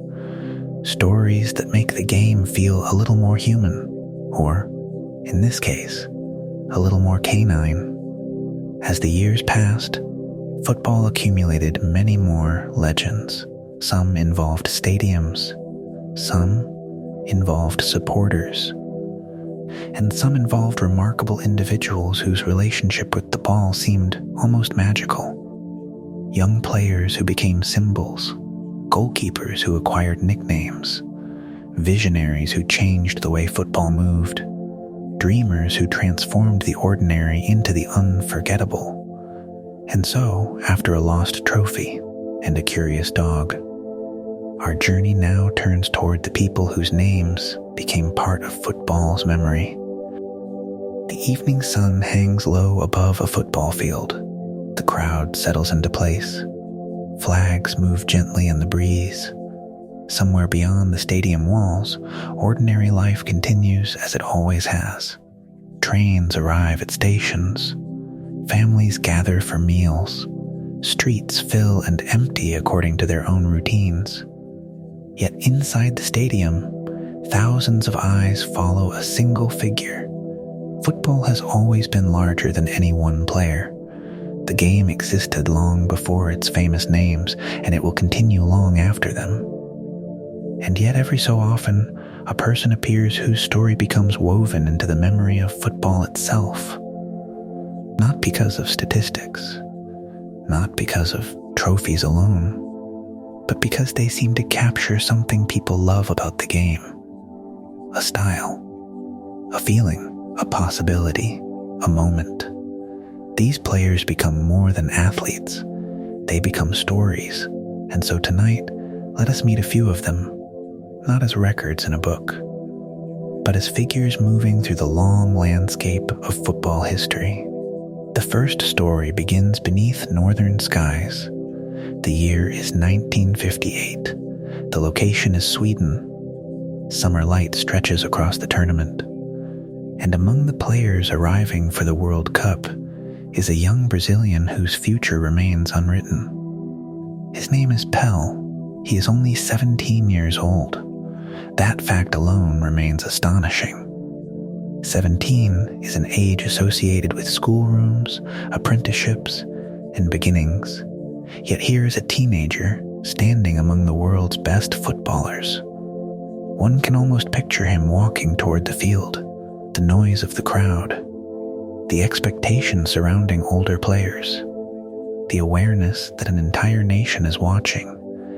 And yet, there is also youth, possibility, a sense that anything might happen. What makes Pell's story so enduring is not simply that he became successful. It is the image of someone so young stepping into such a large moment. Football often rewards experience, but every now and then, it welcomes youth with remarkable generosity. Pell played with joy. That is perhaps the quality most frequently remembered. There was skill, certainly. There was intelligence and balance and creativity. But there was also joy. Watching him often felt like watching someone genuinely delighted to be on the field. And perhaps that explains why his memory endured so strongly. People remember excellence. They also remember happiness. The combination can be powerful. By the end of the tournament, Pell had become world champion. A teenager had stepped onto football's largest stage and left as one of its brightest stars. The memory survives today like sunlight caught in an old photograph. Young, hopeful, full of possibility. Yet elsewhere in Brazil, another remarkable story was unfolding. His name was Garrincha, and unlike many sporting heroes, he did not look as though destiny had carefully prepared him for greatness. In fact, his body challenged expectations from the beginning. His legs curved in unusual ways. One was slightly shorter than the other. Doctors and observers often assumed such physical differences would limit what he could achieve. Football, however, sometimes enjoys ignoring predictions. Garrincha grew up in modest surroundings and developed a style that seemed almost impossible to anticipate. He dribbled unpredictably. He moved in ways defenders struggled to understand. The ball appeared to follow rhythms known only to him. One can almost picture a defender preparing carefully, watching closely, expecting one movement, receiving another, and then finding Garrincha already moving away. There was something playful about his football, not careless, playful, as though he remained connected to the simple joy of the game no matter how large the occasion became. Crowds loved him for that, because he reminded people of football's origins. A ball, open space, creativity, freedom. The evidence still survives in old footage. Even now, decades later, his movements seem to belong to a slightly different world. A world where improvisation and instinct walked side by side, while Garrincha danced through defenses beneath Brazilian skies. Another figure was building his reputation far to the north. The winters were colder there, the colors different, the atmosphere quieter. His name was Lev Yashin, and he was a goalkeeper. For much of football history, goalkeepers occupy a curious position. They share the field with everyone else, yet their experience is entirely different. Others chase opportunity. Goalkeepers wait for it. Others move constantly. Goalkeepers observe. They watch patterns emerge. They read intentions. They stand alone more often than any other player. Lev Yashin embraced that role completely. Dressed in black, he became one of football's most recognizable figures. Supporters nicknamed him the Black Spider. It is an unforgettable image, a goalkeeper in dark clothing stretching across the goalmouth, reaching for balls that appeared destined for the net. Yet what made Yashin remarkable was not merely his ability to stop shots.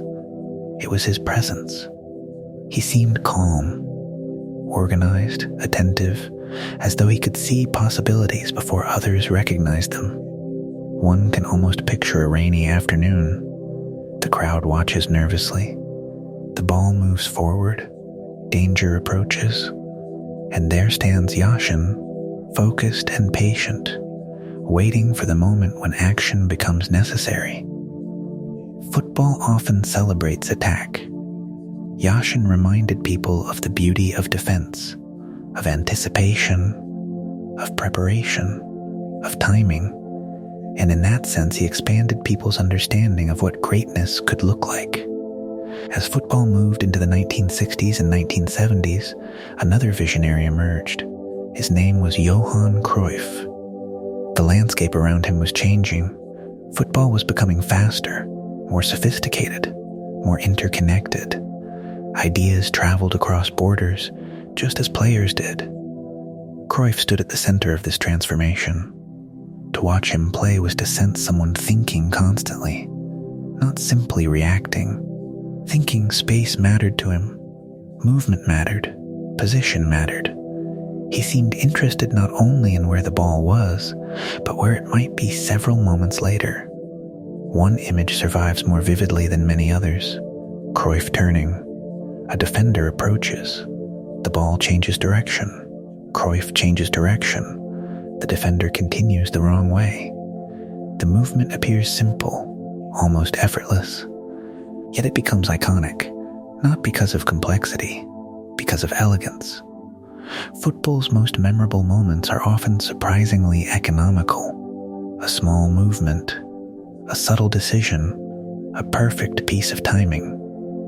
Cruyff represented a football philosophy often called total football. The idea encouraged flexibility, movement, and collective understanding.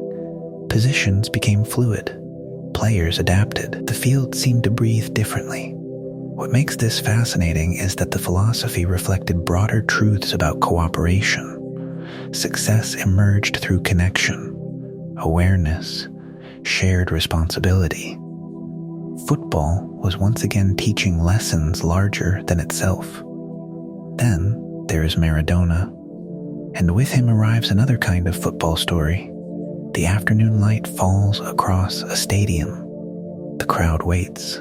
The ball reaches his feet, and suddenly attention narrows, because certain players possess a rare ability to alter the atmosphere around them. Maradona was one of those players. There are many ways to describe his career. Many moments historians could choose, yet perhaps the most enduring image is simpler. Maradona moving with the ball, the crowd following every touch. Defenders attempting to predict what comes next. The ball remaining astonishingly close to him. One can almost imagine sunlight reflecting from the grass as he advances. Movement becoming rhythm. Rhythm becoming possibility. Football becoming art for a few brief seconds. What made Maradona memorable was not merely success. It was individuality. His football felt personal, distinctive, recognizable. No one else moved quite the same way. And so his memory remains vivid, not because it belongs only to history, because it belongs to imagination.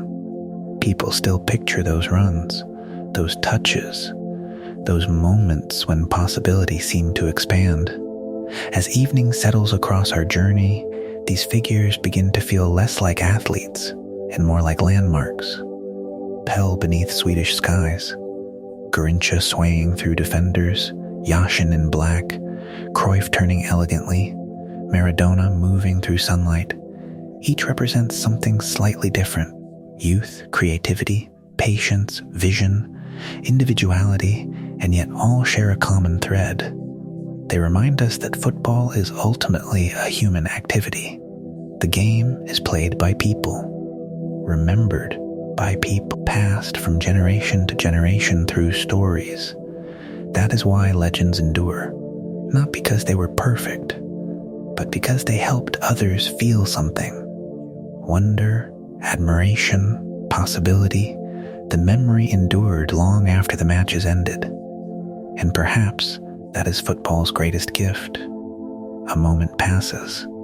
The player leaves the field. The crowd goes home.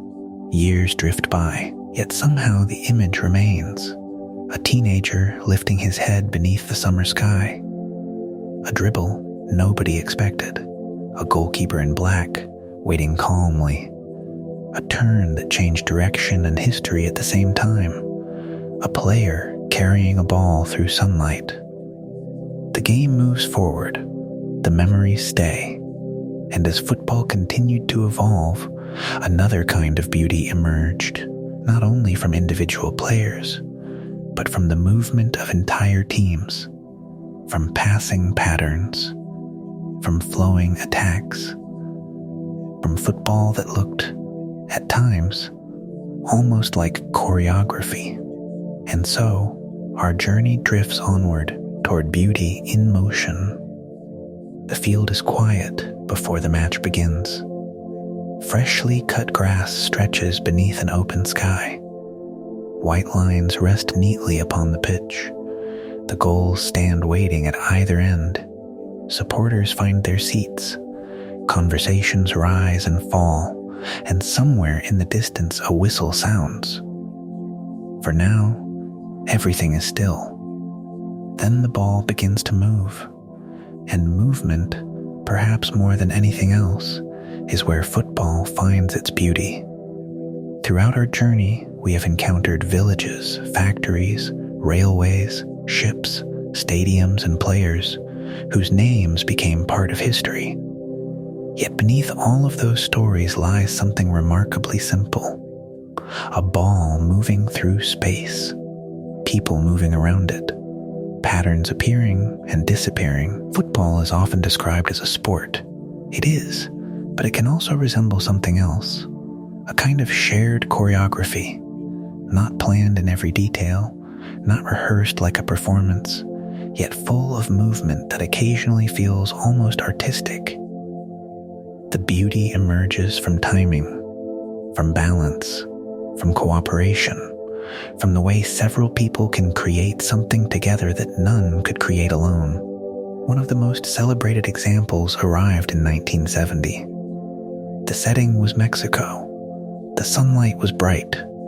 The tournament atmosphere carried warmth and color.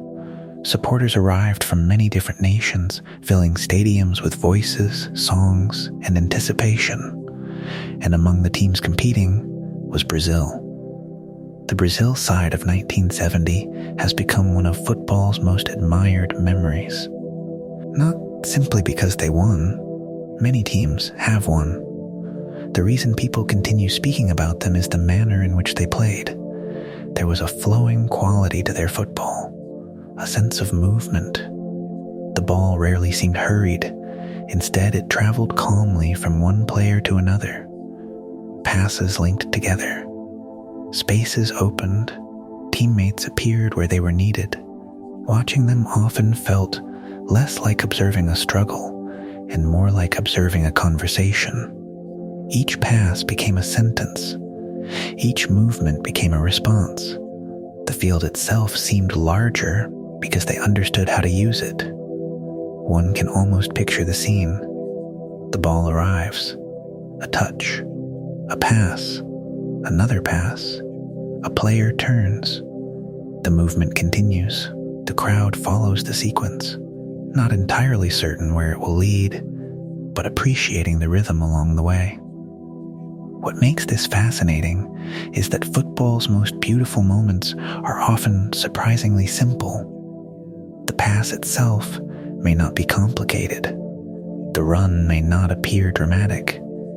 Yet when several actions combine perfectly, the result feels elegant. The beauty lies in the relationship between movements. In that sense, football resembles music. Individual notes matter. The melody matters more. Brazil's football in 1970 felt melodic. The players seemed connected by a shared understanding. The ball moved naturally between them, as though it already knew where it wished to go. And perhaps that is why memories of the team remain so vivid. People remember how it felt to watch them. The sensation of flow. The feeling that the game had become graceful.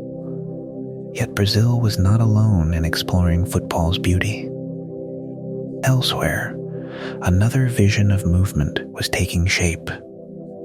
We briefly met Johan Cruyff in our previous chapter, but his influence extended far beyond his own individual brilliance. Around him emerged a football philosophy that encouraged constant motion. Players exchanged positions. Responsibilities shifted. The field became fluid. This approach came to be known as total football.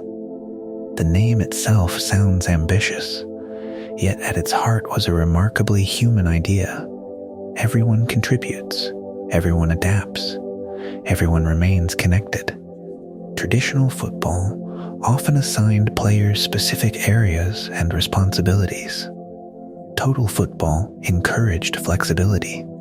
A defender might move forward, an attacker might help recover possession. The team functioned as a coordinated whole. One can almost imagine watching such a side from high above, players moving like pieces of a living puzzle, spaces opening, spaces closing, shapes changing continuously. The result was not chaos, quite the opposite. The movement created harmony. What appeared complicated from a distance often rested upon simple principles: awareness, trust, and cooperation. This reminds us that beauty frequently emerges from organization rather than disorder. A flock of birds turning together, a school of fish moving through water, a football team understanding one another instinctively. The effect can feel almost natural, and football supporters often respond to it with admiration, not because every movement succeeds, because the attempt itself is beautiful. The game becomes larger than results. It becomes expression. As football evolved, other forms of beauty appeared as well. Some emerged through teamwork, others through individual imagination. Among the most memorable examples is the bicycle kick. Even the name carries a certain charm. The movement asks a player to briefly leave the ordinary world behind. For a moment, gravity seems negotiable. The player rises, twists, and strikes the ball while suspended in the air. The action lasts only seconds. The memory can last decades. What makes bicycle kicks so appealing is not merely difficulty. It is surprise. Football usually unfolds close to the ground. Then suddenly someone decides otherwise. A familiar situation becomes extraordinary. The crowd responds. The moment enters memory. And somewhere, years later, children attempt to recreate it in parks and schoolyards. Football history is filled with such moments. Small acts of creativity traveling across generations. There is also beauty in the free kick. A ball resting quietly upon the grass, the players waiting, the goalkeeper studying angles, the crowd falling into anticipation. Then the run-up begins. The foot strikes the ball, and for a brief moment everyone watches the same thing. Its flight, the path through the air, the gentle curve, the descent. There is something deeply satisfying about that image. A moving ball against an open sky. Simple, elegant, timeless, the free kick reminds us that football often rewards patience. A player may spend years practicing a movement that lasts only a second, yet that second becomes unforgettable.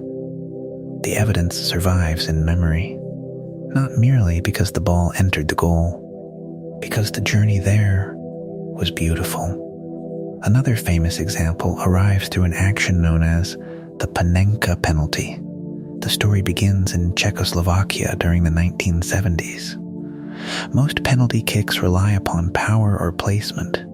The Panenka offered something different. Gentleness. Rather than striking the ball firmly toward a corner, the player delicately lifted it toward the center of the goal. The technique carried risk, yet it also carried elegance. One can almost picture the ball floating softly through the air, the crowd momentarily unsure what it is witnessing, the goalkeeper already moving elsewhere, the ball descending calmly into the net. The movement feels playful, confident, almost affectionate. It reminds us that football's beauty does not always come from force. Sometimes it comes from restraint, from subtlety, from the willingness to choose a quieter path. Let us pause for a moment and simply watch a field. No specific match, no specific stadium, only football in motion. The ball travels from one player to another. A pass arrives at exactly the right moment. A teammate moves into space. The sequence continues. Supporters follow the movement with their eyes. For a few seconds, dozens of individual decisions combine into something coherent, something flowing, something beautiful. Then the moment passes. That is the nature of football. Its finest movements are temporary. A pass is completed. A turn is finished. A shot is taken. The action disappears into the past. Yet somehow the memory remains. This may be why beauty matters so much in football. Results fade. Tables change. Records are broken. But certain moments endure because they felt different. Because they created wonder. The memory survived long after the scoreboard was forgotten. And as football's beauty continued to evolve on the field, another important story was unfolding away from it. A story involving factories, communities, and women who loved the game just as deeply as anyone else. Their football would flourish, then face restrictions, then slowly return. And their journey would become one of the most important chapters in the history of football. The factory whistle sounds across the town. Morning light filters through rows of brick buildings. Smoke rises from chimneys into the cool air. Workers make their way through streets that have become familiar through years of routine. Boots strike cobblestones. Bicycles roll past shop windows. Conversations drift between neighbors beginning another day. It is a world we have visited before. The industrial towns where football found so much of its early strength. The places where clubs grew beside factories, where Saturday afternoons became rituals, and where ordinary people built communities around a game. Yet, there was another football story unfolding within those same towns. A story that was often overlooked. A story that refused to disappear. The story of women who played football. What makes this fascinating is that women were never truly absent from the game's history. They were present far earlier than many people realize. Long before modern discussions about the sport, women were already kicking balls, organizing teams, and gathering crowds. The history of football is often told through famous men's teams and tournaments, but alongside that familiar story runs another one, a quieter current, persistent, determined, and remarkably resilient. Let us begin in England during the late 19th and early 20th centuries. Football was growing rapidly, stadiums were expanding, crowds were increasing, clubs were becoming important parts of local identity, and women, like men, were drawn to the game. Some played casually. Some joined organized teams. Others watched from the stands. Football's appeal did not belong exclusively to one group. The simple pleasure of a ball moving across grass remained universal.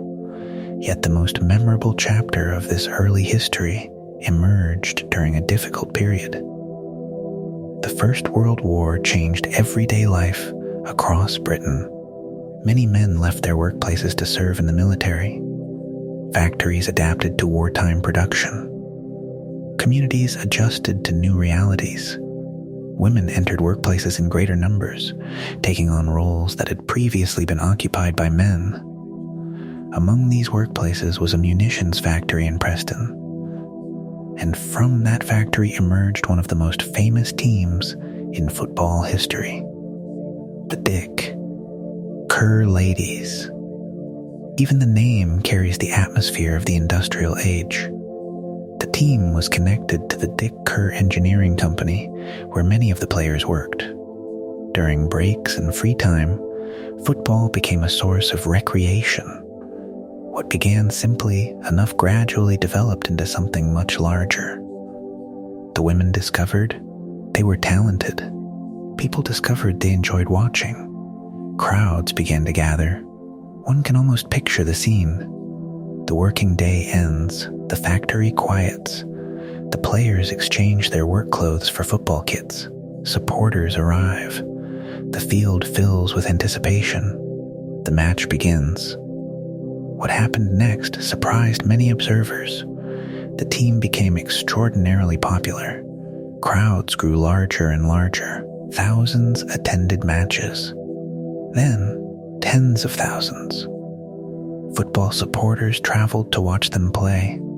The Dick Kerr ladies became one of the great attractions of their era. This reminds us that football has always belonged to people who love the game.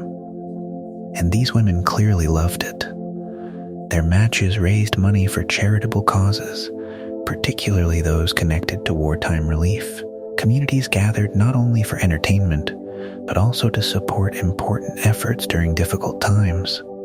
The football field became a place of generosity as well as competition. There is something deeply human about that. A game creating connection. A community gathering together. People helping one another through shared events. The atmosphere around these matches must have been remarkable. Crowds arrived in large numbers. Voices filled the air. Children watched from the sidelines. Supporters discussed players and performances. The experience felt familiar because it was familiar. Football was football. The enthusiasm surrounding the team demonstrated something important. There was a genuine appetite for women's football. People cared. People attended. People remembered. Yet, history rarely moves in a perfectly straight line. Just as football's future appeared increasingly bright for these players, another development emerged. In 1921, the Football Association introduced a ban that prevented women's matches from being played on grounds affiliated with its member clubs. The decision would have long-lasting consequences. The reasoning behind it reflected attitudes of the time, attitudes that many people today would view very differently. For women's football, the restriction created significant obstacles. Access to suitable facilities became more difficult. Opportunities narrowed. Progress slowed. What makes this chapter especially moving is not the restriction itself. It is the response, because the women kept playing. That simple fact matters. The easiest story would have been disappearance. Instead, there was persistence. Teams continued where they could. Players continued where opportunities remained. Communities preserved memories. The game survived. One can almost imagine the feeling. A football field that is harder to find. A crowd smaller than before.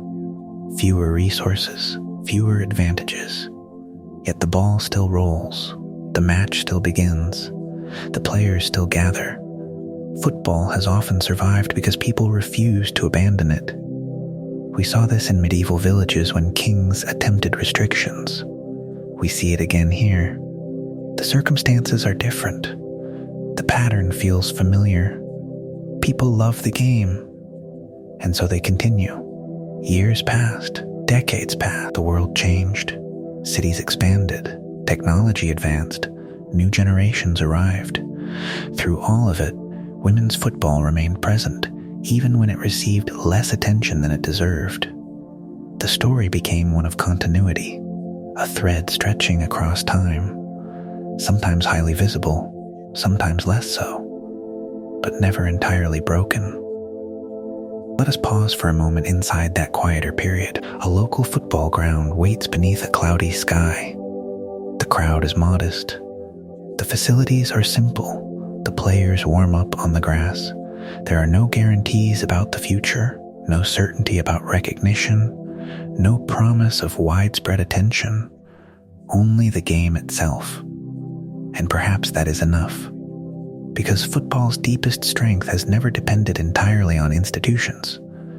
It depends on people, People willing to play, people willing to watch, people willing to care. The women who continued playing through difficult periods embodied that principle beautifully. Their persistence preserved possibilities for future generations. The result would eventually become visible. As the 20th century progressed, interest in women's football grew again. Opportunities slowly expanded.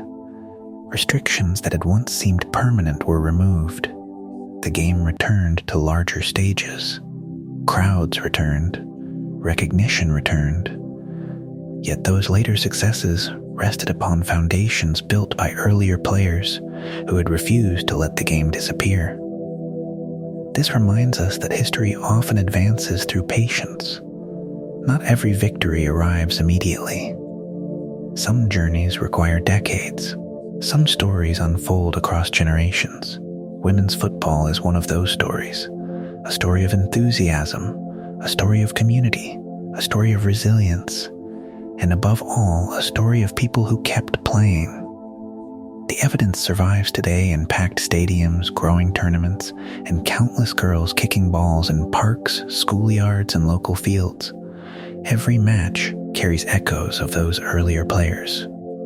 Factory workers changing into football kits after long shifts, supporters gathering in large crowds, communities embracing the game. The memory endured, and football became richer because of it. As our journey continues, we now leave the factory towns and local grounds of Britain behind. The game has already crossed railways and oceans. Soon it will travel even farther. Through ports and shipyards, across continents and coastlines, into neighborhoods, beaches, schools, and cities around the world. Football is about to become truly global. The morning sun rises above a harbor. Ships rest beside long wooden docks. Cranes stand motionless against the sky. Seagulls circle overhead. The smell of salt water drifts through the air, mixing with the sense of timber, rope, coal, and distant cooking fires. Workers are already moving. Sailors carry supplies. Merchants prepare cargo. Passengers arrive with bags and bundles. The port is alive with motion. And somewhere among all these ordinary journeys, football is traveling too. Not as an organized campaign, not as a carefully planned mission, simply as a game carried by people. That is one of the most remarkable aspects of football's history. It spread across the world in much the same way stories spread. Through conversations, through friendships, through work, through travel. A sailor steps ashore carrying memories of matches played elsewhere. A railway worker introduces a ball to a new community. A teacher organizes a game for students.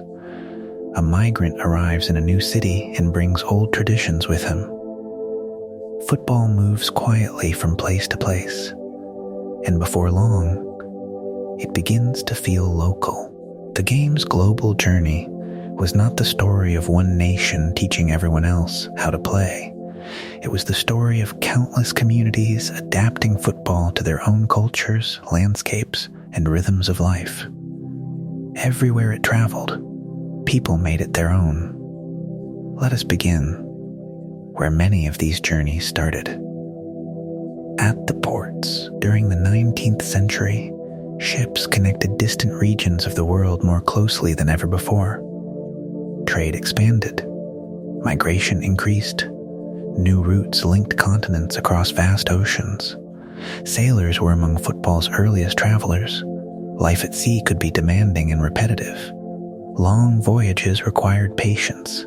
Time passed slowly between ports. A simple ball offered recreation. It provided exercise, amusement, and companionship. When ships reached foreign harbors, sailors sometimes played matches on available ground or introduced local residents to the game. The process was rarely formal. Someone produced a ball. Someone suggested a game. People gathered. football began. The simplicity of the sport helped enormously. Many activities require expensive equipment or specialized facilities. Football asks for very little: a ball, a space, a few willing participants. The rest tends to follow naturally. At the same time, another network was carrying football inland: the railway. We have already seen how trains transformed football within Britain. Similar patterns appeared elsewhere. Railway workers often formed clubs. Railway towns developed football cultures. Tracks connected communities, allowing ideas to travel alongside people and goods. Football followed those tracks wherever they led.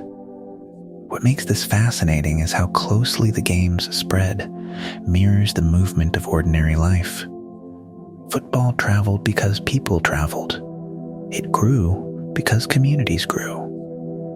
Its history is woven into larger stories of migration, trade, industry, and human connection.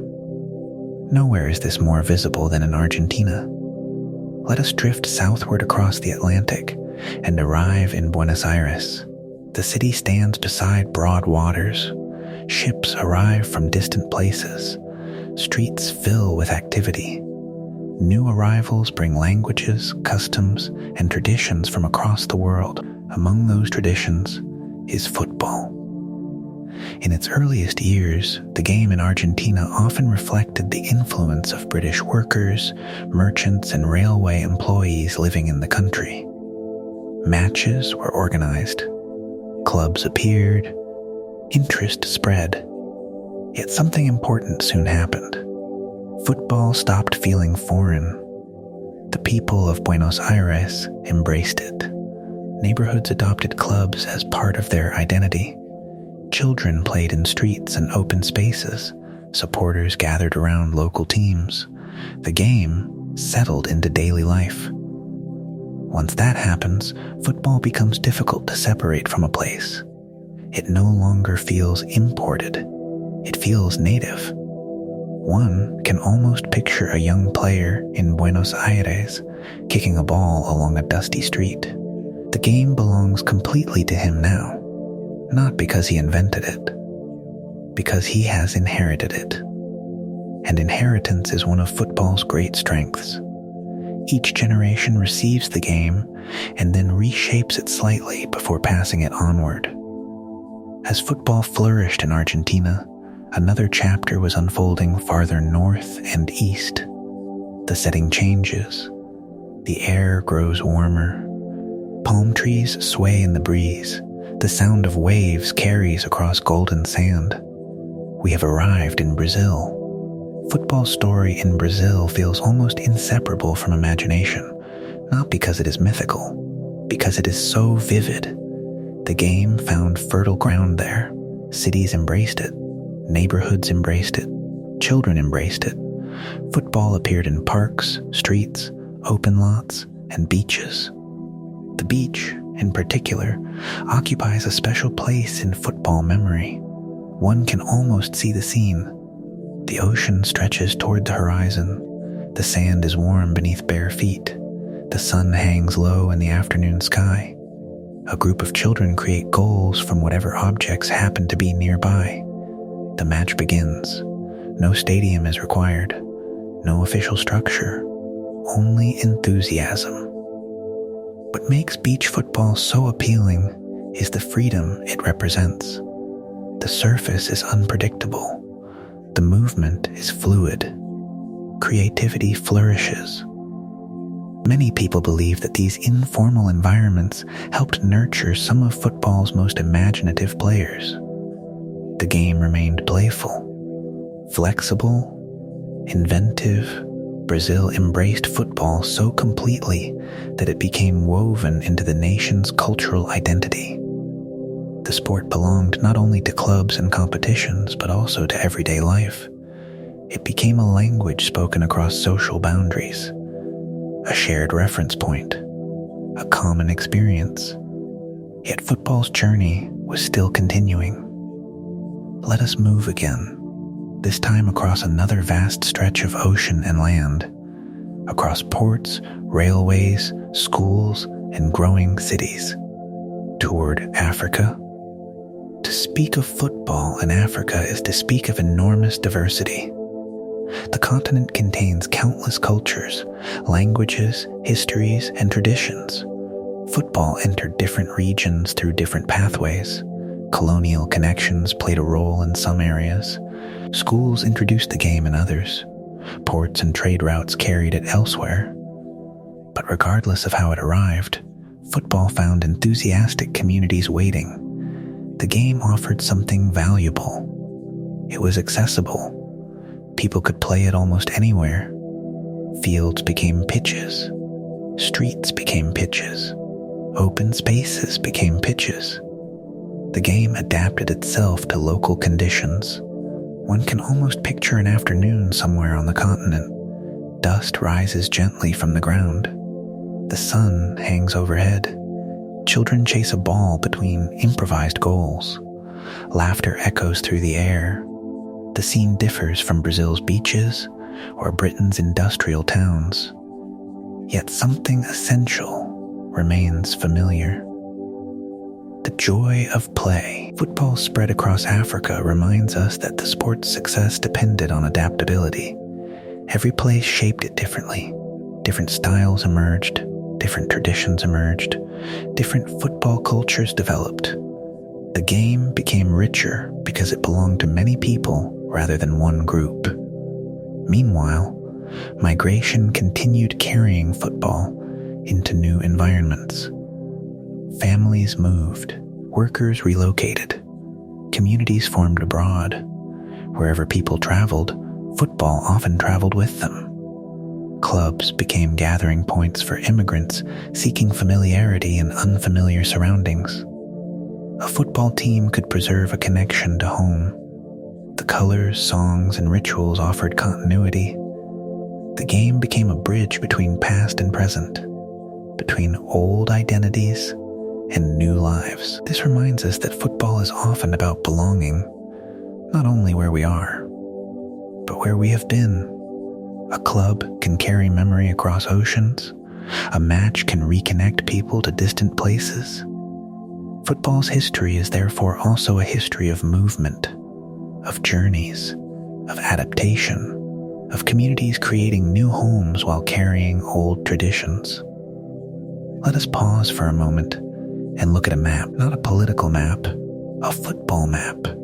Ports connected by ships, cities connected by railways, neighborhoods connected by memory.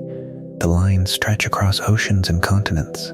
Buenos Aires, Rio de Janeiro, Cape Town, Dakar, Montevideo, countless towns and villages in between. Each place receives the game. Each place changes it slightly. Each place contributes something new. The result is astonishing. A pastime once played in ancient courtyards and medieval villages now belongs to the world. Yet the game remains recognizable. A ball, open space, people gathering. That continuity is perhaps football's greatest wonder.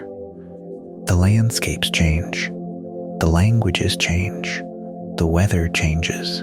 The game endures. And as football settled into cities around the globe, another development emerged naturally. Communities began attaching deeper meaning to their clubs. Neighborhoods adopted colors. Families inherited loyalties. Local pride grew stronger. Before long, football was not merely connecting places. It was helping define them.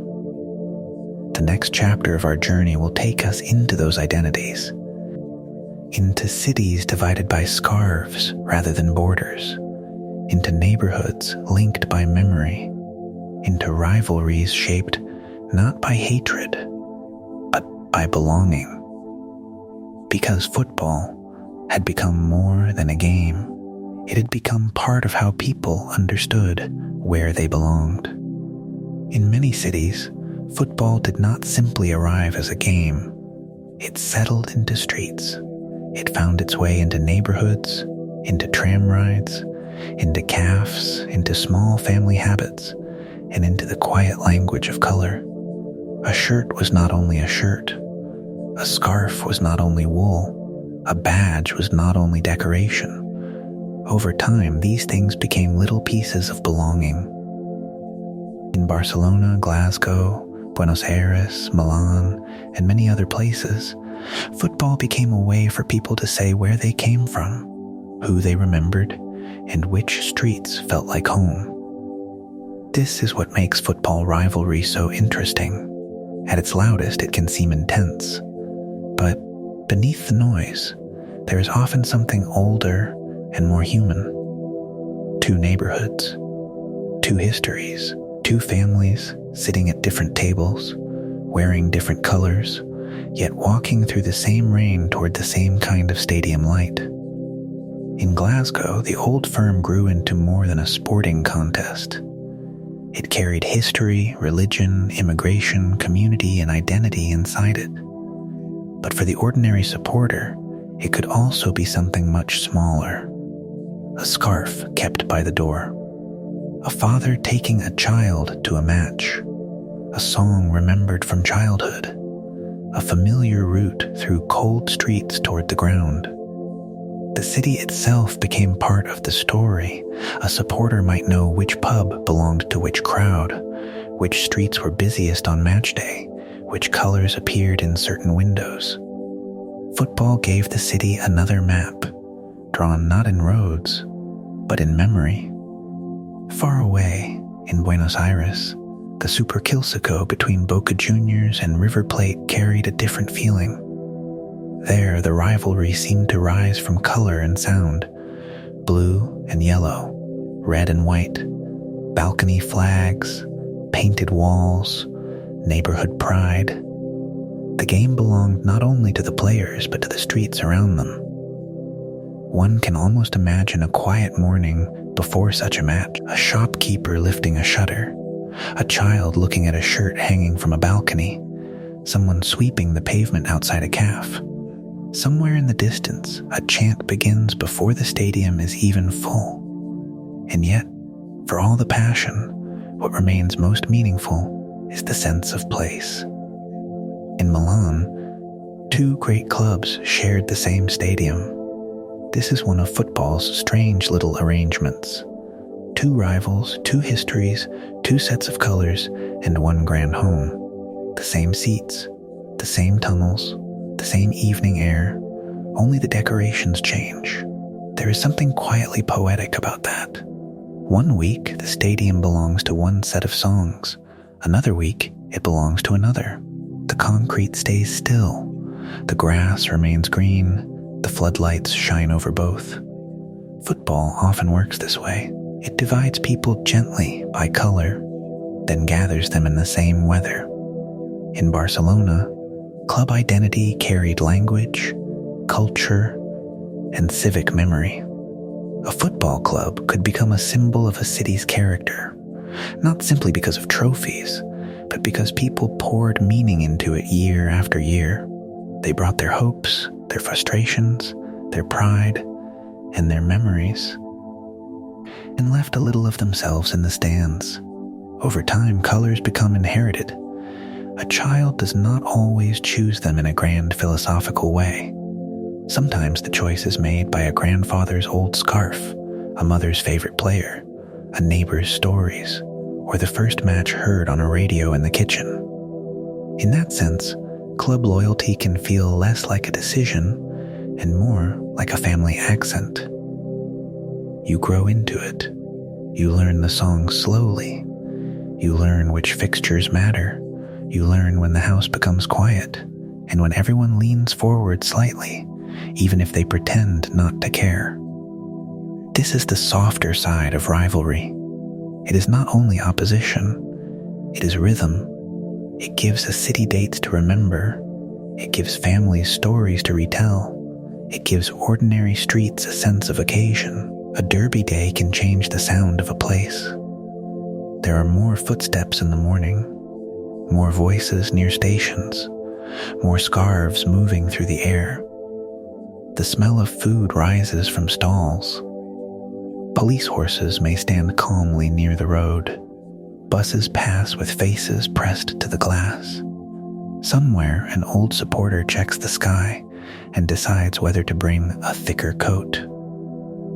Very little of this appears in the final score, but it is part of the history of football.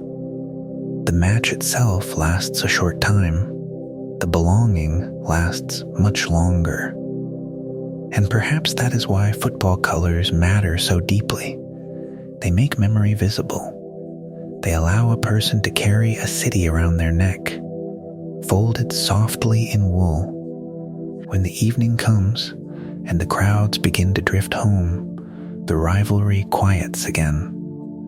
The streets return to their ordinary shape. The calves close. The flags hang still. The stadium lights fade into the dark. And somewhere, in two nearby homes, two neighbors place two different scarves on two different chairs.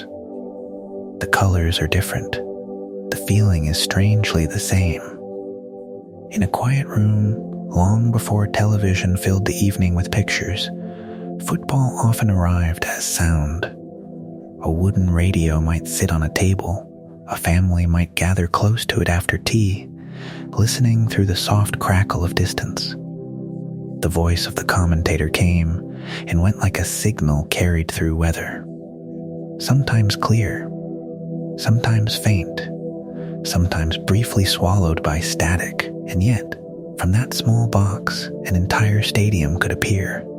There was the murmur of the crowd, the sudden lift in the commentator's voice, the pause before a corner, the low wave of noise when the ball moved near the goal. People at home could not see the grass, or the players, or the shape of the stands, but they could feel the match forming in their minds. This is one of football's gentlest powers. It can be heard before it is seen.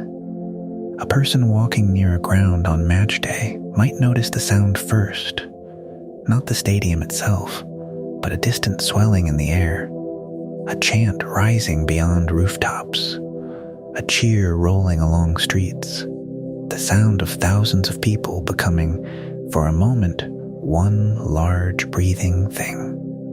Inside the stadium, football has always had its own music. There is the shuffle of boots in the tunnel, the dull thud of the ball being passed between players, the whistle, the applause, the small groan when a chance drifts wide, the laughter from somewhere behind the goal, the vendor's call, the creak of old seats, rain tapping lightly on coats. None of these sounds is grand by itself. Together, they become memory. In Liverpool, one song became especially famous. You'll Never Walk Alone rose from the stands until it became more than a tune. It became a shared ritual, a way of standing together before the game had even begun. Voices joined slowly, then fully, until the stadium seemed to breathe through song. What makes this fascinating is not only the song itself, it is the way people carry it. Someone may first hear it as a child, standing beside a parent, looking up at a sea of scarves. Years later, the same person may return older, quieter, perhaps with a child of their own.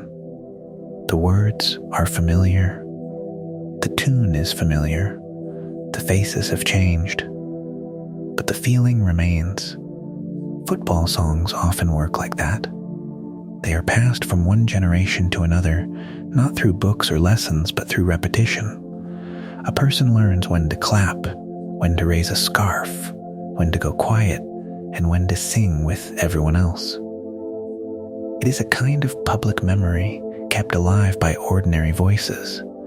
In some stadiums, chants begin in one corner and travel slowly across the stands. One group starts, another answers.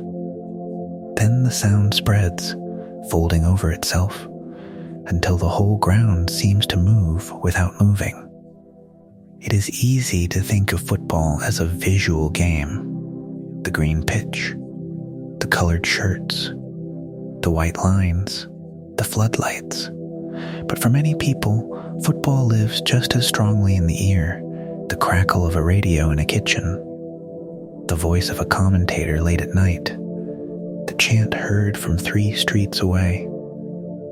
The final whistle floating into the cold air, the low hum of people leaving together, talking about what they have just seen. And at home, radio made football intimate. A grandmother might knit while listening. A father might sit very still, pretending to read the paper. A child might lie on the rug, not understanding every word, but understanding the pauses. The whole room would become alert when the commentator quickened. Then, slowly, the moment would pass. The kettle would boil again. Someone would ask if there was more tea. Life would return to its ordinary shape. There is a quiet humor in this too. Many listeners became experts at describing matches they had never seen, based entirely on tone of voice, crowd noise, and the mysterious confidence of radio commentary. Football, in that way, has always allowed people to fill in the missing picture themselves. Over time, television changed the way people followed the game, but it did not remove the importance of sound.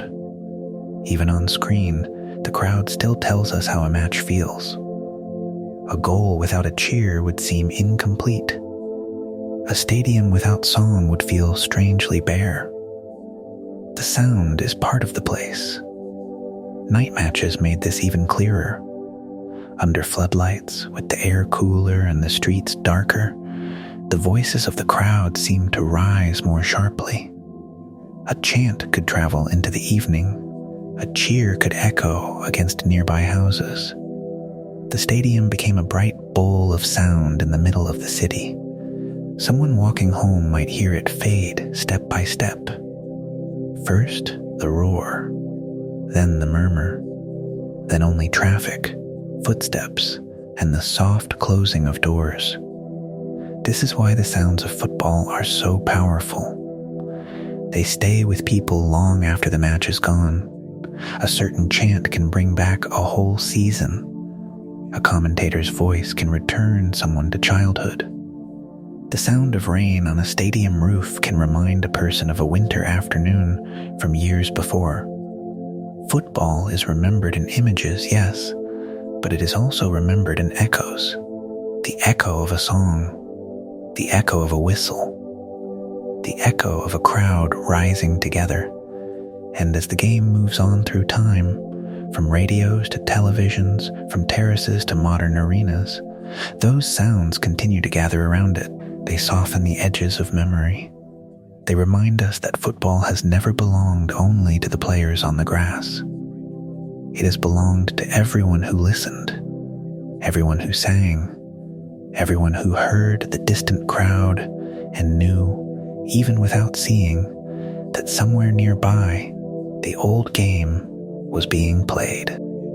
In a quiet attic, on a shelf in a spare room, or tucked away inside an old cupboard, football often survives in small objects. Not trophies, not grand displays, just ordinary things. A worn scarf folded carefully after many winters, a faded matchday program with softened corners, a badge pinned to a coat decades ago, a pair of boots that no longer touch grass, a football resting quietly in a garage.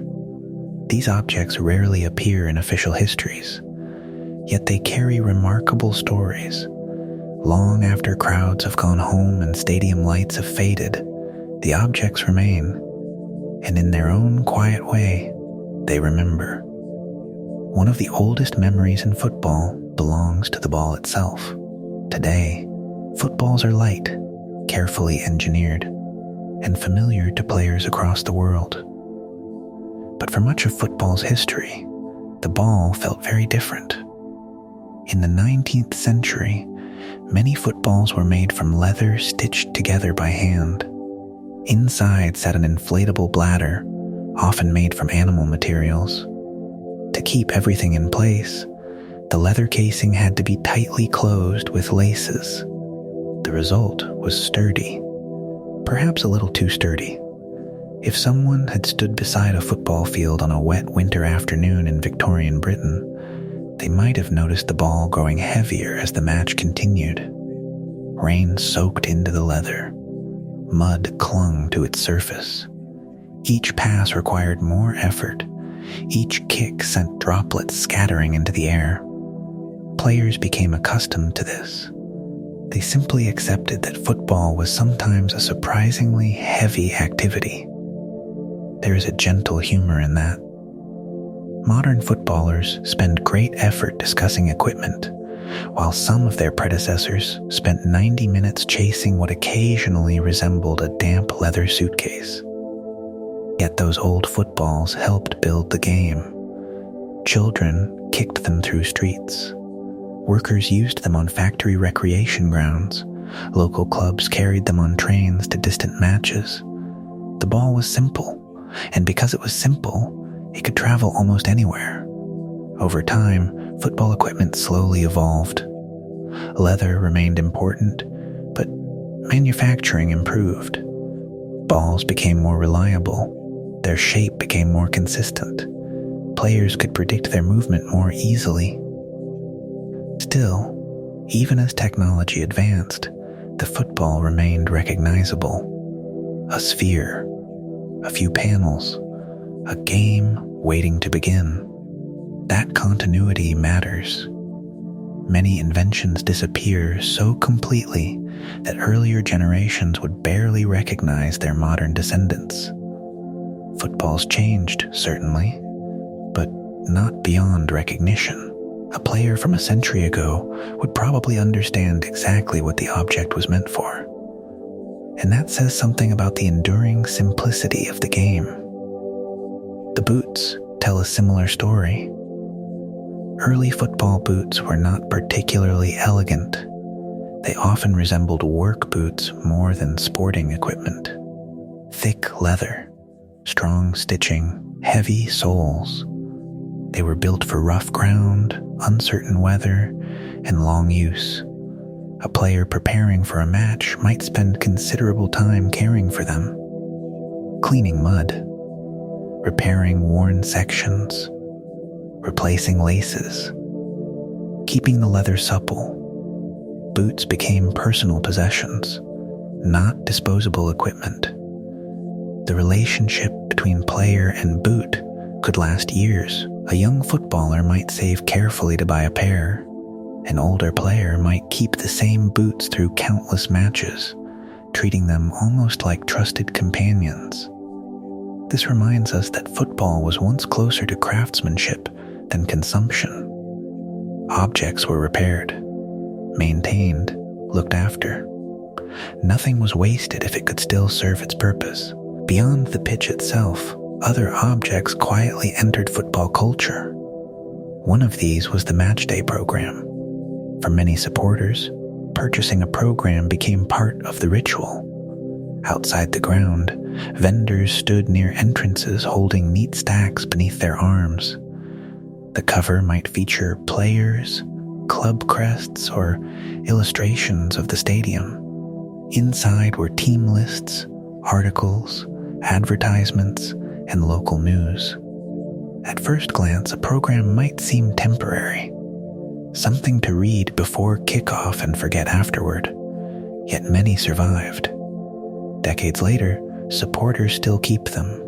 The paper yellows, the corners bend, the staples rust slightly.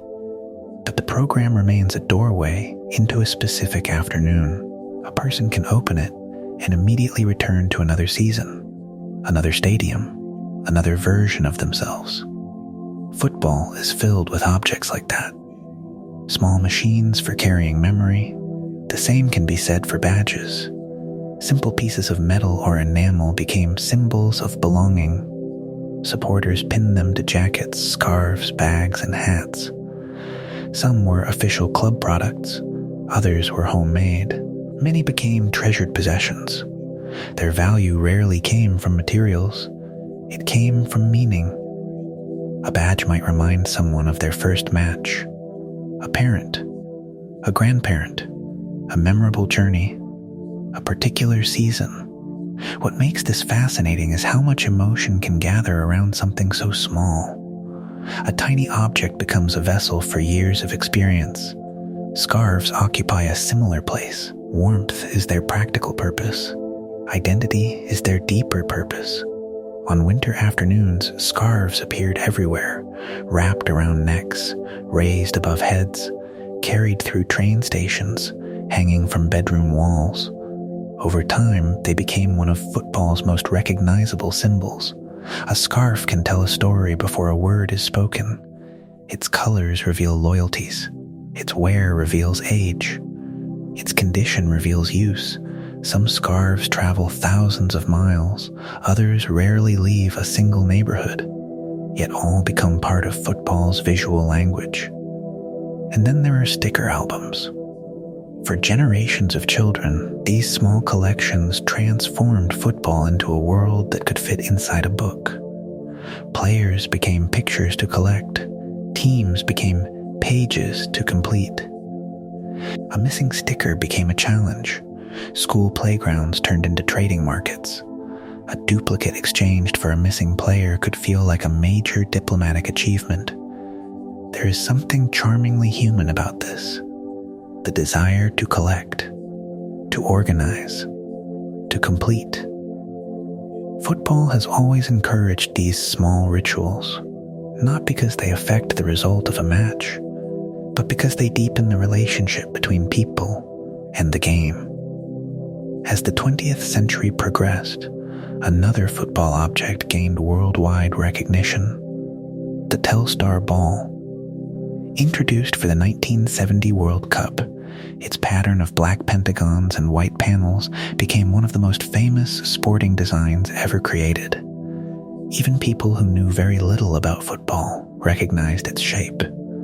The design appeared on posters, toys, advertisements, books, and television screens. For many people, it became the visual symbol of football itself. What is remarkable is how simple it was. No elaborate decoration, no complex artwork, just a pattern that happened to capture the imagination of millions. The result was an object that became larger than the game, a symbol understood almost everywhere. Yet perhaps the most meaningful football objects are not famous at all. A child's first football, a handwritten ticket stub, an old photograph, a scarf inherited from a relative, a pair of boots resting quietly in a box. These objects rarely appear in museums, but they often matter most. Because football has never existed only in stadiums. It lives in homes, in drawers, in cupboards, in attics, in memory. And so the history of football can be told through great tournaments, famous players, and celebrated stadiums. But it can also be told through leather, wool, paper, metal, and grass stains, through things held in ordinary hands, things carried through ordinary lives. Objects that seem silent, yet somehow continue telling stories long after the final whistle has faded into the distance. Long before the first whistle sounds, long before the players emerge from the tunnel, and long before the crowd rises to its feet, a football match has already begun. Not on the pitch, but in the routines of ordinary people. The story of match day often starts at home. A supporter wakes slightly earlier than usual. The weather is checked almost automatically. A scarf is folded and placed nearby. A familiar shirt is taken from its place in a wardrobe. Breakfast is eaten with a little more attention than on an ordinary morning. The match is still hours away, yet part of the ritual has already begun. This matters because football has never been only about the 90 minutes. For many people, the journey toward the game is just as important as the game itself. In towns and cities across the world, generations have developed their own small traditions. Some walk the same route every time. Some meet the same friends in the same cafe. Others sit in the same seat on the same train, almost without thinking about it. The routine becomes comforting, predictable, familiar, a rhythm repeated across years. If someone had stood near a railway station on a matchday morning a century ago, they might have noticed groups gathering beneath clouds of steam, heavy coats, scarves wrapped tightly against the cold, quiet conversations about players, weather, and recent matches. Today, the trains may be faster, the stations may be larger, but much of the feeling remains. People still travel together toward a shared destination, and there is something remarkably pleasant about that. Football creates temporary migrations, thousands of people moving in the same direction, carrying the same anticipation. The journey itself becomes part of the experience. Outside the stadium, another world begins to appear. Food vendors prepare for the crowds. Steam rises into the air. Metal shutters open. The scent of cooking drifts across nearby streets.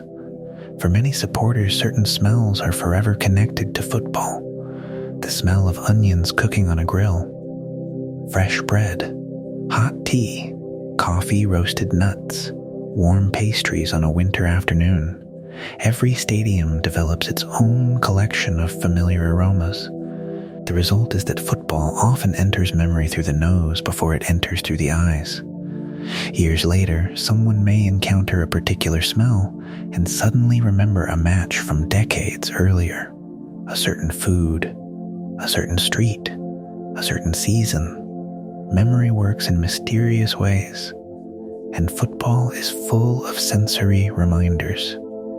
As kickoff approaches, the crowds slowly thicken. Groups move toward turnstiles. Tickets are checked.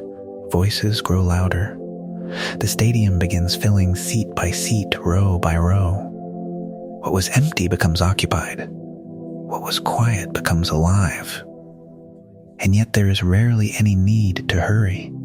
Football crowds often understand the rhythm instinctively. People know when to arrive, when to find their place, when to buy food, when to greet familiar faces. The process unfolds almost naturally.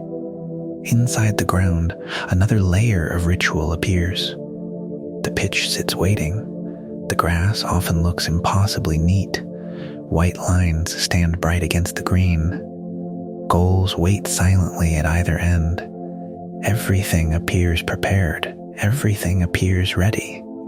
But behind this calm surface lies countless hours of work. Groundskeepers have already arrived long before sunrise. Staff have checked entrances. Food workers have prepared supplies. Cleaners have finished their tasks. Football often appears effortless because so many people quietly make it so. Yet there is another side to this story. The supporters bring their own rituals. Some wear lucky scarves. Some always sit in the same place. Some refuse to change routines during a winning run. Others carry small habits that seem entirely unreasonable and yet feel absolutely necessary. A particular seat cushion, a certain route to the stadium, the same calf before every match, the same conversation, the same order of events. There is a gentle humor in all of this. Football supporters often understand perfectly well that their personal rituals cannot influence events on the pitch, and yet many continue them faithfully, just in case. In that sense, football superstition belongs to a very old human tradition. People have always looked for small ways to create certainty inside uncertain moments, and football provides many opportunities for that instinct. As the stadium fills, attention gradually shifts toward the tunnel. This is one of football's quietest spaces. Supporters cannot always see it clearly, yet everyone knows it is there. A narrow passage connecting preparation to performance, waiting to emergence, silence to noise. Inside the tunnel, players gather. Boots rest against concrete floors. Voices remain low. Some players speak. Others prefer quiet. Many have their own routines. A final adjustment of socks, a glance toward the pitch, a deep breath. The atmosphere feels different here. Not dramatic, simply focused. A threshold between two worlds. One can almost imagine the sound. The scrape of studs against flooring, the rustle of clothing, the distant murmur of thousands waiting outside. Then comes another small ritual, the coin toss. Simple, brief, easy to overlook. Yet it has survived through generations of football history. Two captains meet. A coin rises. A decision is made. For a few seconds, the entire match seems to rest on something remarkably ordinary. A small piece of metal spinning through the air. Football contains many moments like this. Simple actions repeated so often that they become timeless. The game changes. The stadiums change. The crowds change. But certain rituals remain. As the match unfolds, halftime eventually arrives.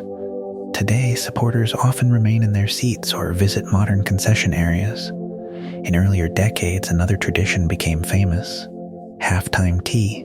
On cold afternoons, few things were more welcome. Steam rising from a paper cup, cold hands warming gradually, conversations resuming while players rested. The tea itself was not extraordinary. What mattered was the pause, a moment of comfort within the larger rhythm of the day. Football has always balanced excitement with waiting, movement with stillness, noise with conversation. This pattern gives match day much of its character. Outside the stadium, weather continues its own performance. Rain taps gently on roofs. Wind moves through streets. Clouds drift overhead. Supporters pull coats tighter. Football and weather have shared a long friendship. Some of the game's most memorable atmospheres involve rain, mist, cold air, and floodlights reflecting on wet pavement. The conditions become part of the memory, not separate from it. Years later, someone may remember not only the result, but the feeling of standing beneath steady rain while a crowd sang nearby. As afternoon slowly becomes evening, another transformation occurs. Floodlights begin to glow. The stadium becomes a bright island against the darkening sky.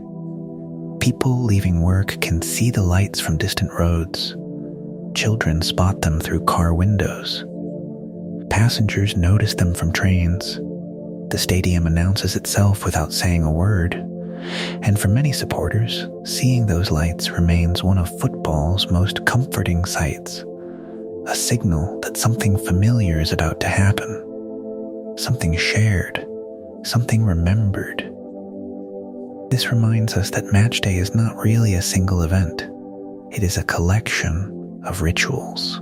Journeys, conversations, smells, songs, food, weather, waiting, traditions, passed quietly between generations. The match itself matters. Of course it does. But the ritual surrounding it often lasts longer in memory. The walk to the ground, the friend who always arrived early, the lucky scarf, the warm tea, the sound of rain, the glimpse of green grass through a stadium entrance. These are the details people carry forward. These are the pieces that become stories. And perhaps that is why football has endured for so long. Not simply because people enjoy the game, but because they enjoy the rituals that surround it. The game gives them a reason to gather. The ritual gives them a reason to return. Week after week, season after season, year after year. Like an old habit, like a familiar path. Like a tradition quietly waiting for them to come home. Before the supporters arrive, before the food stalls open, before the songs begin to drift through the air, before a single football is kicked, someone is already at work. The stadium is still quiet. The sky is still dark. The city has not yet fully awakened. And out on the grass, beneath the pale light of early morning, a groundsman walks slowly across the pitch. His footsteps are among the first sounds of the day. The stands are empty. The seats wait patiently. A cool breeze moves across the field, For a few moments, the stadium belongs entirely to silence. This is a side of football that many people rarely see. Most supporters experience the game at its busiest. They arrive when the crowds have gathered and the atmosphere is already alive. Yet long before that happens, countless small tasks must be completed by people whose names are rarely announced. Football often celebrates goals. It remembers players. It tells stories about managers. But the game has always relied upon quieter forms of craftsmanship as well. And nowhere is that more visible than on the pitch itself. The grass may appear simple, yet keeping a football field healthy requires remarkable care. A groundsman does not merely cut grass. He studies it, watches it, learns its moods. He notices where water gathers after rain. He notices which sections grow fastest. He notices areas that receive more sunlight and areas that remain cool beneath shadows. Over time, the field becomes familiar, almost like a garden, almost like a living companion. On matchday mornings, careful preparations begin. Machines move slowly across the turf. Grass is trimmed evenly. Loose debris is removed. Small imperfections are corrected. Everything is done with patience. The goal is not perfection for its own sake. The goal is consistency, a surface that allows the game to unfold naturally. There is something deeply calming about this work. The lines are straight. The routines are familiar. The tasks repeat week after week. A traveler standing high in the stadium might see a groundsman pushing a marker machine across the grass, leaving a bright white trail behind him. The line stretches farther and farther, one careful step at a time. The touchline appears. The penalty area follows. The center circle emerges. Slowly, the geometry of football reveals itself. It is almost meditative. Simple shapes transforming an empty field into a place of possibility. And once the lines have been painted, the goals receive attention. Nets are checked carefully. Posts are inspected. Small repairs are made when necessary. The work is often quiet enough that birds can still be heard in the distance. A few hours later, thousands of people may focus their attention on those same goalposts. But in the early morning, they stand quietly beneath the sky. Waiting, football contains many such moments, objects that appear ordinary before becoming important. A goal, a corner flag, a ball resting on the center spot. Preparation gives meaning to all of them. Beyond the pitch, another hidden world slowly comes to life. Inside the stadium corridors, lights begin to switch on. Doors open. Storage rooms are unlocked. Staff members move through familiar routines. The dressing rooms wait silently. Benches stand neatly arranged. Hooks line the walls. Tables remain clear. The air feels still. Someone walking through these rooms before dawn might struggle to imagine the energy they will later contain. Soon there will be conversation. Laughter, instructions, music, the sound of boots against tile floors. For now, there is only quiet anticipation. Perhaps nowhere is football's hidden preparation more visible than in the handling of equipment. Boots arrive. Training gear is organized. Match balls are inspected. Water bottles are arranged. Shirts are placed carefully in order. Each item waits for its owner. Each task contributes to the larger rhythm of the day. What makes this fascinating is how many people contribute without seeking attention.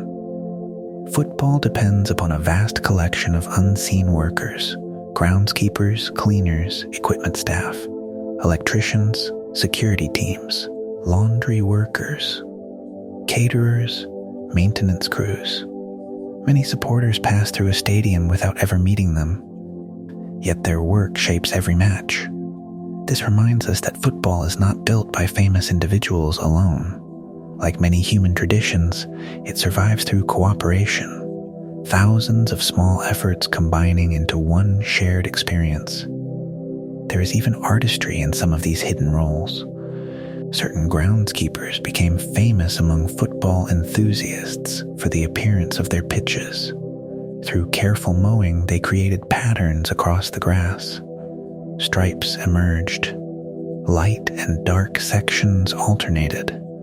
The field seemed almost woven rather than grown. These patterns served practical purposes, yet they also carried a quiet beauty, a reminder that utility and craftsmanship often travel together. As the morning continues, the stadium gradually changes character. The silence begins to soften. Vehicles arrive. Voices appear. Deliveries are made. A few supporters may already be walking nearby. The city starts moving. The stadium starts breathing. What had felt empty now feels expectant. The transformation is gradual, almost invisible, yet unmistakable. There is a gentle humor in the fact that some of football's most important workers often hope nobody notices their efforts at all. A perfectly maintained pitch attracts little attention. A flawlessly prepared dressing room earns few headlines. Success in many of these roles means that everything simply works. No one thinks about it. No one needs to. And perhaps there is something admirable in that, the willingness to do careful work for its own sake. To prepare a field beautifully even when most people never see the preparation. To paint lines before sunrise. To check nets before breakfast. To organize equipment long before the crowd arrives. Football has always depended on such people, the hidden hands behind the visible spectacle. And as the day progresses, their work slowly disappears beneath the larger story. Supporters enter the gates, songs begin, the teams arrive, the stadium fills, attention shifts elsewhere. Yet traces of that early morning remain everywhere, in the smooth grass beneath the players' feet, in the bright white lines, in the secure nets, in the clean dressing rooms, in the simple readiness of the place. The result is a kind of invisible craftsmanship, work that becomes part of the experience without announcing itself. And when the final whistle eventually sounds, after the crowd has departed and the floodlights begin to dim, many of these workers will still be there, tidying, repairing, preparing once again. The cycle continues, quietly, patiently, like the groundsman who arrived before sunrise, walking alone across an empty field while the world was still asleep. A small figure in a vast stadium, caring for a patch of grass, helping preserve a game loved by millions, one careful step at a time. On a cold winter morning, beneath a pale sky and over fields, marked not by white lines but by mud and uncertainty, a football once crossed a place where few would have expected it. The story has become one of the most remembered moments in football history. Not because of a trophy, not because of a famous goal, but because, for a brief time, a simple game appeared in the middle of a far more difficult world. The year was 1914. Across Europe, the First World War had begun. Vast armies faced one another across long stretches of trench lines. Life had become defined by waiting, hardship, and separation. Families remained at home wondering about sons, brothers, fathers, and friends far away. Yet when Christmas arrived, something unusual happened in certain places along the front. The guns grew quieter. Not everywhere, not for long. But in some sectors, soldiers emerged cautiously from their trenches. At first there were greetings, then conversations, then exchanges of small gifts, cigarettes, buttons, food, photographs, and according to many accounts that emerged afterward, football appeared as well. the exact details vary from story to story. That is often the way with events remembered through human memory. But what matters most is not the score, nor even whether every match happened exactly as later generations imagined. What matters is the image.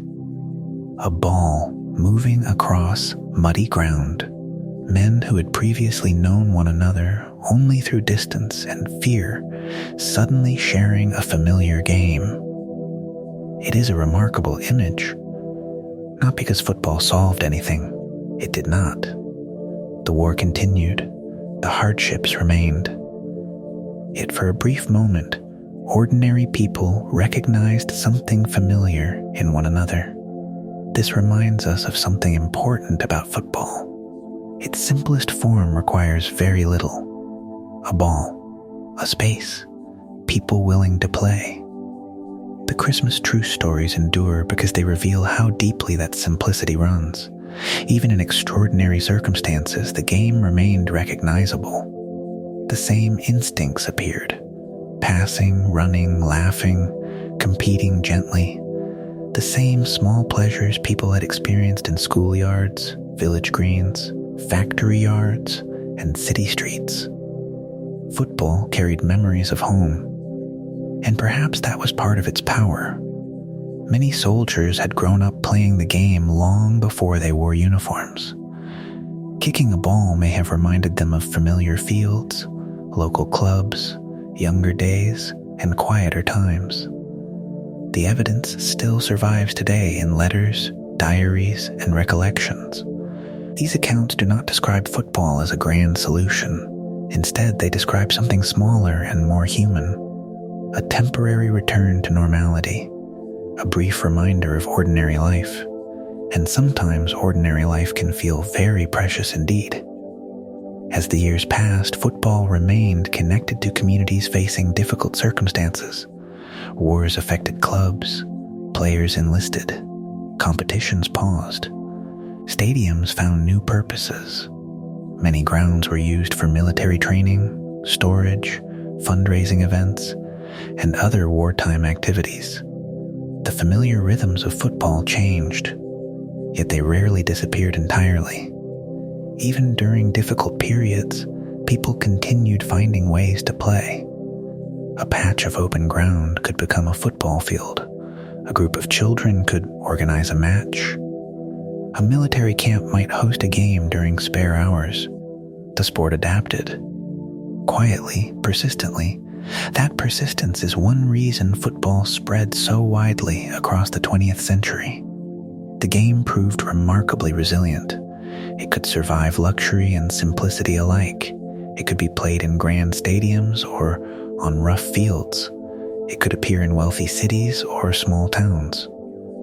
The requirements remained modest.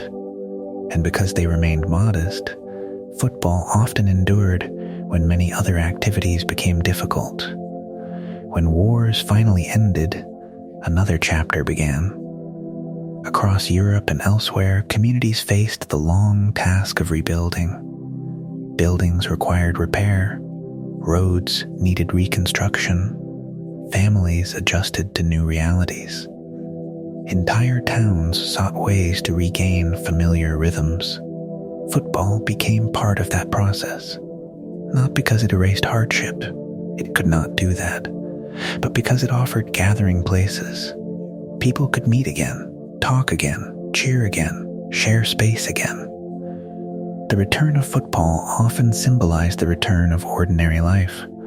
A stadium reopening could feel significant far beyond the game itself. Crowds gathering once more suggested that a community was beginning to heal.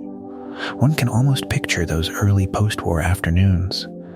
The buildings may still bear signs of damage. Resources may remain limited. Yet supporters arrive anyway. They stand together beneath open skies. The pitch is prepared. The players emerge. The whistle sounds. And for a little while, people focus on something familiar, something shared, something forward-looking. This matters because football has always been about more than competition. At its heart, It creates occasions for gathering, and gathering becomes especially meaningful after periods of separation. The same streets that once felt quiet begin filling again. Train stations become busier, food stalls reopen, conversations return. The routines of match day gradually reappear. Step by step, season by season, there is a gentle lesson hidden within this history. Football survives not because it avoids difficult times, rather it survives because ordinary people continue carrying it through those times. Parents teach children, friends organize matches, volunteers maintain clubs, communities preserve traditions. The game continues moving forward through countless small acts of care. Even during the most challenging decades of the 20th century, football remained connected to everyday life. Children still kicked balls against walls, supporters still debated teams in cafes, local clubs still represented neighborhoods. The larger world changed dramatically. The simple game remained recognizable, and perhaps that is why football often appears in stories about recovery. Not because it is the most important thing in life, most supporters would likely admit that it is not, but because it helps restore familiar rhythms, a weekly routine, a gathering place, a shared conversation, a reason to leave the house on a Saturday afternoon, a chance to stand beside others and feel part of something larger. As evening settles over this chapter of football history, the image that remains is not one of conflict. It is one of return, a ball rolling once more across grass, people gathering along touchlines, children watching from fences, communities rediscovering old habits. The game itself remains simple. The circumstances around it may change. Generations come and go, cities grow and transform, yet football continues offering the same small invitation. Come together, find a space, kick a ball, share a moment, and in that sense, its history is also a history of resilience. Quiet resilience, the kind carried not by headlines, but by ordinary people returning, again and again, to a familiar patch of grass. As evening settles over a city and floodlights begin to glow against the darkening sky, football often feels a little different. The game remains the same. The pitch is still grass. The ball is still round. The goals stand at either end waiting patiently. Yet under the lights, football sometimes takes on a dreamlike quality. Shadows stretch across the field. The crowd seems louder.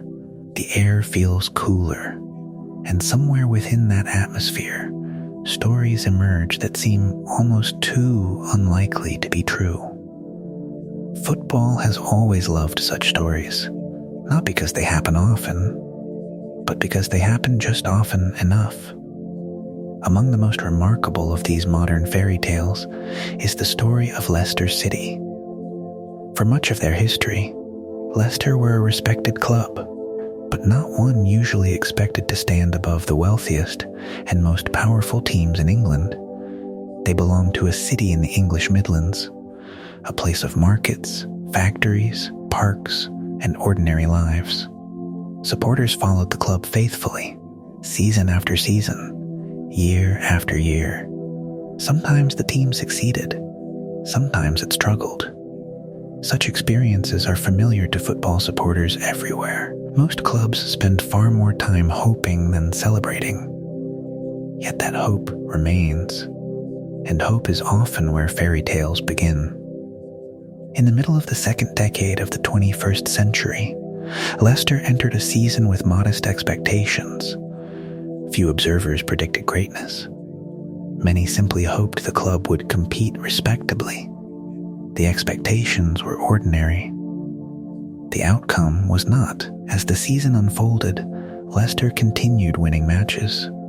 Then more matches. Then still more. Supporters who had expected an average year began glancing at league tables with growing curiosity. Could this really continue? Week after week, the answer seemed to be yes. Yet what made the story so captivating was not domination. It was persistence.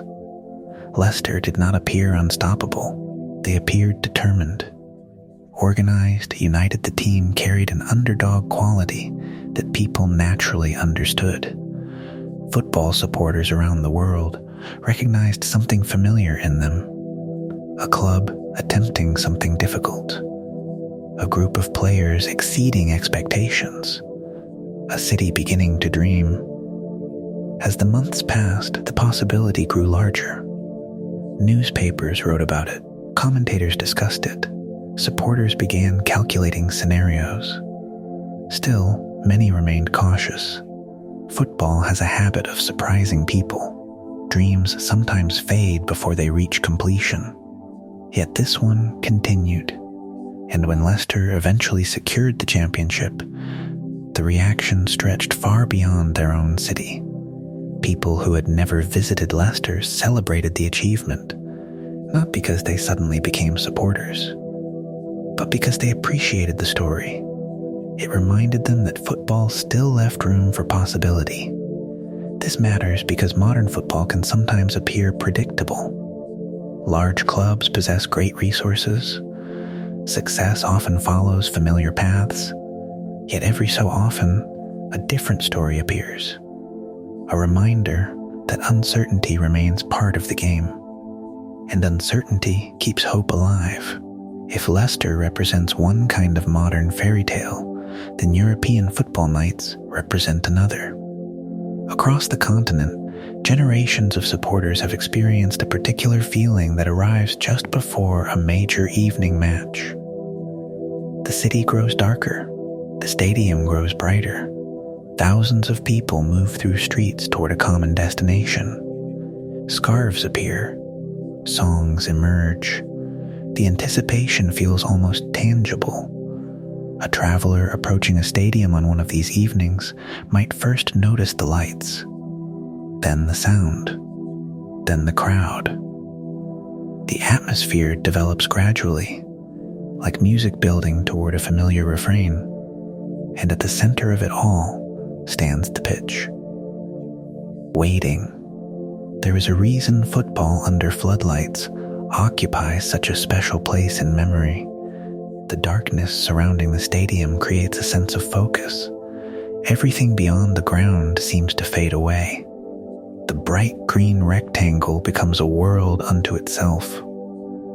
The floodlights transformed football long ago, but their influence continues. A night match feels different from an afternoon match.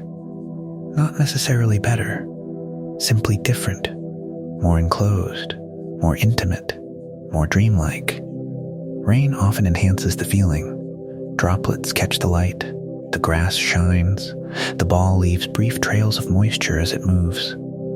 Supporters pull scarves tighter around their necks. Steam rises from cups of tea and coffee. The entire scene feels suspended between ordinary life and something slightly magical. What makes this fascinating is how many football memories are connected, not to results, but to atmosphere.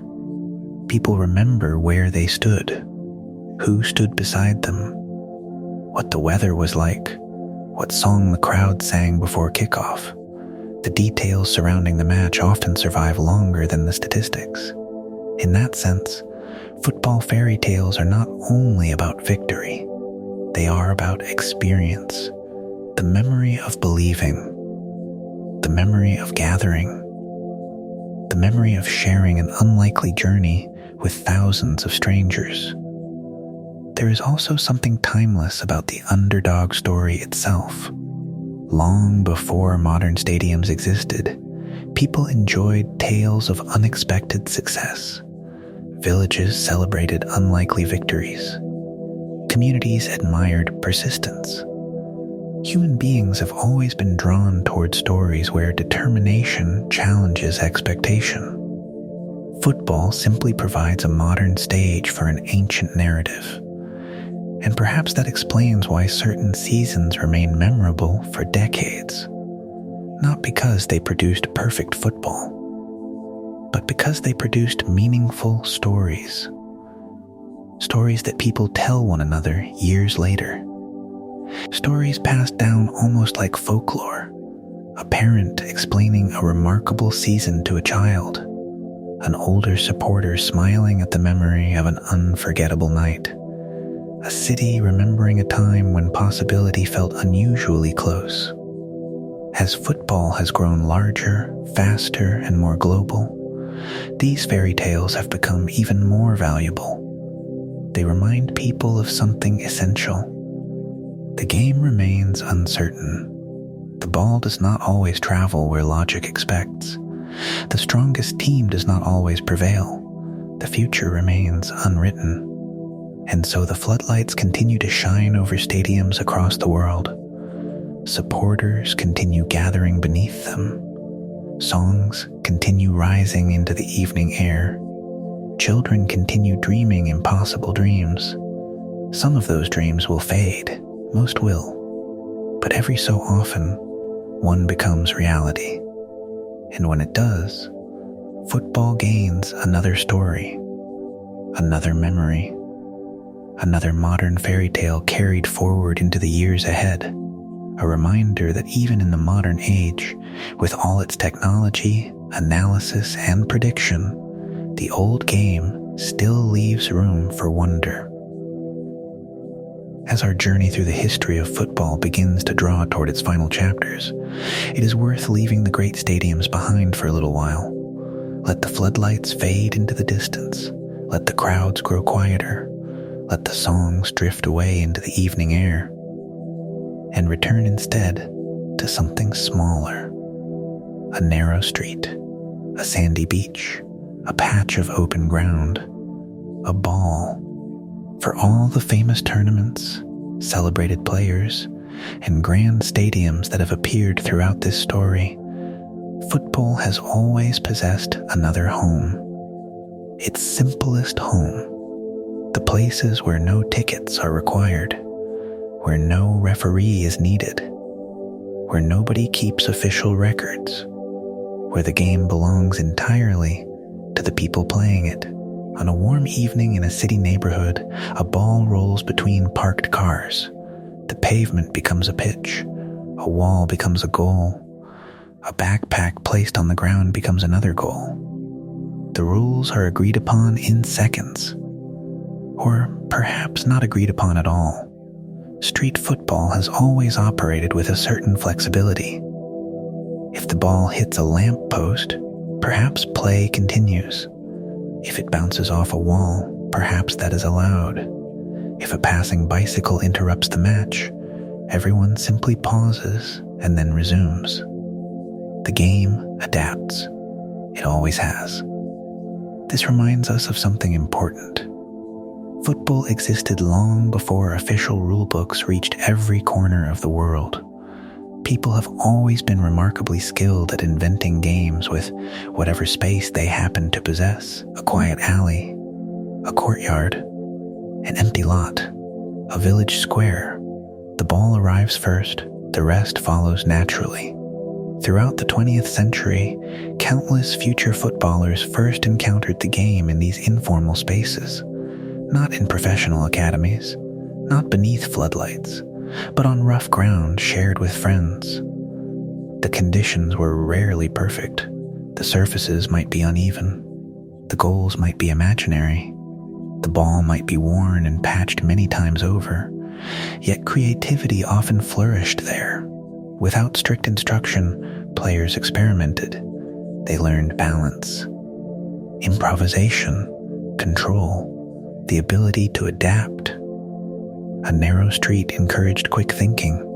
A crowded space demanded close control. An unpredictable bounce required fast reactions. What appeared chaotic often became educational, and what appeared ordinary sometimes produced extraordinary skill. This is why so many football stories eventually lead back to childhood. The game tends to begin there. A first kick, a first match, a first afternoon spent playing until daylight disappeared. The details vary across countries and generations, yet the experience remains surprisingly familiar. A group of children gathering after school, someone carrying a ball, someone else suggesting a game. Within minutes, football appears. No invitations required, no planning necessary, only willingness, and perhaps a little imagination. Far from city streets, another version of football developed beside the sea. Beach football. The setting could hardly be more different. Instead of concrete, there is sand. Instead of walls and buildings, there is open sky. The sound of traffic disappears. The sound of waves takes its place. A traveler walking along a coastline at sunset might notice a small match unfolding near the water. Bare feet moving across warm sand, laughter carried by the wind, the ball occasionally escaping toward the shore before being returned. The atmosphere feels lighter, more playful, less concerned with outcomes. Beach football encourages a different rhythm. The sand slows movement. Every step requires more effort. The game becomes less about efficiency and more about expression. Players attempt unusual tricks, unexpected flicks, creative touches. The environment invites experimentation. Perhaps that is why football and beaches seem to suit one another so naturally. Both encourage freedom. Both encourage movement. Both encourage people to spend time outdoors together. In Brazil especially, beaches became famous football classrooms. Long before some players appeared in stadiums, they learned the game beside the ocean. The sea breeze became part of their education. The sand became part of their training. The result was a style of football often associated with creativity and joy. Yet Brazil was not alone.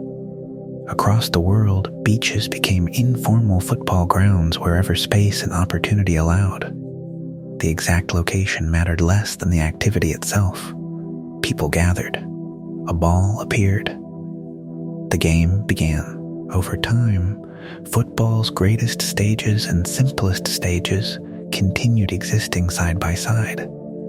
A World Cup final might attract millions of viewers. At the same moment, somewhere else, children might be playing beside a wall, completely unaware of the result. There is something beautiful about that. The largest football event in the world and the smallest football game in the world are connected by the same object, the same basic idea, the same desire to play. What makes this fascinating is how little football truly requires. Many activities depend upon specialized equipment, expensive facilities, or complex preparation. Football asks for remarkably little. A ball helps, but even that is sometimes improvised. Throughout history, people have used bundles of cloth, homemade creations, and countless substitutes when a proper football was unavailable. The game finds a way, again and again. This is one reason football spread so successfully across continents. It traveled easily. It adapted easily. It belonged to everyone. Rich neighborhoods, poor neighborhoods, ports, villages, schools, factories, fields, beaches, mountains, cities, football never seemed particularly concerned about where it was played. It simply accepted new surroundings, and then became part of them. As evening approaches in countless places around the world, football often returns to its most familiar form.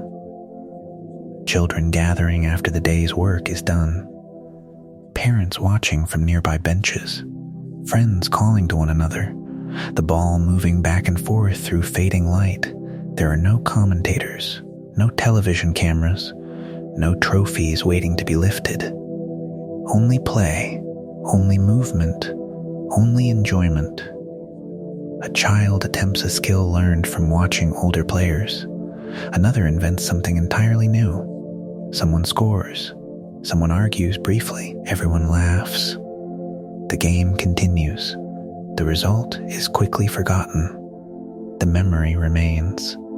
In that sense, street football and beach football preserve something essential about the history of football. They remind us why the game endured for so many centuries, not because it generated wealth, not because it created fame, not because it filled stadiums.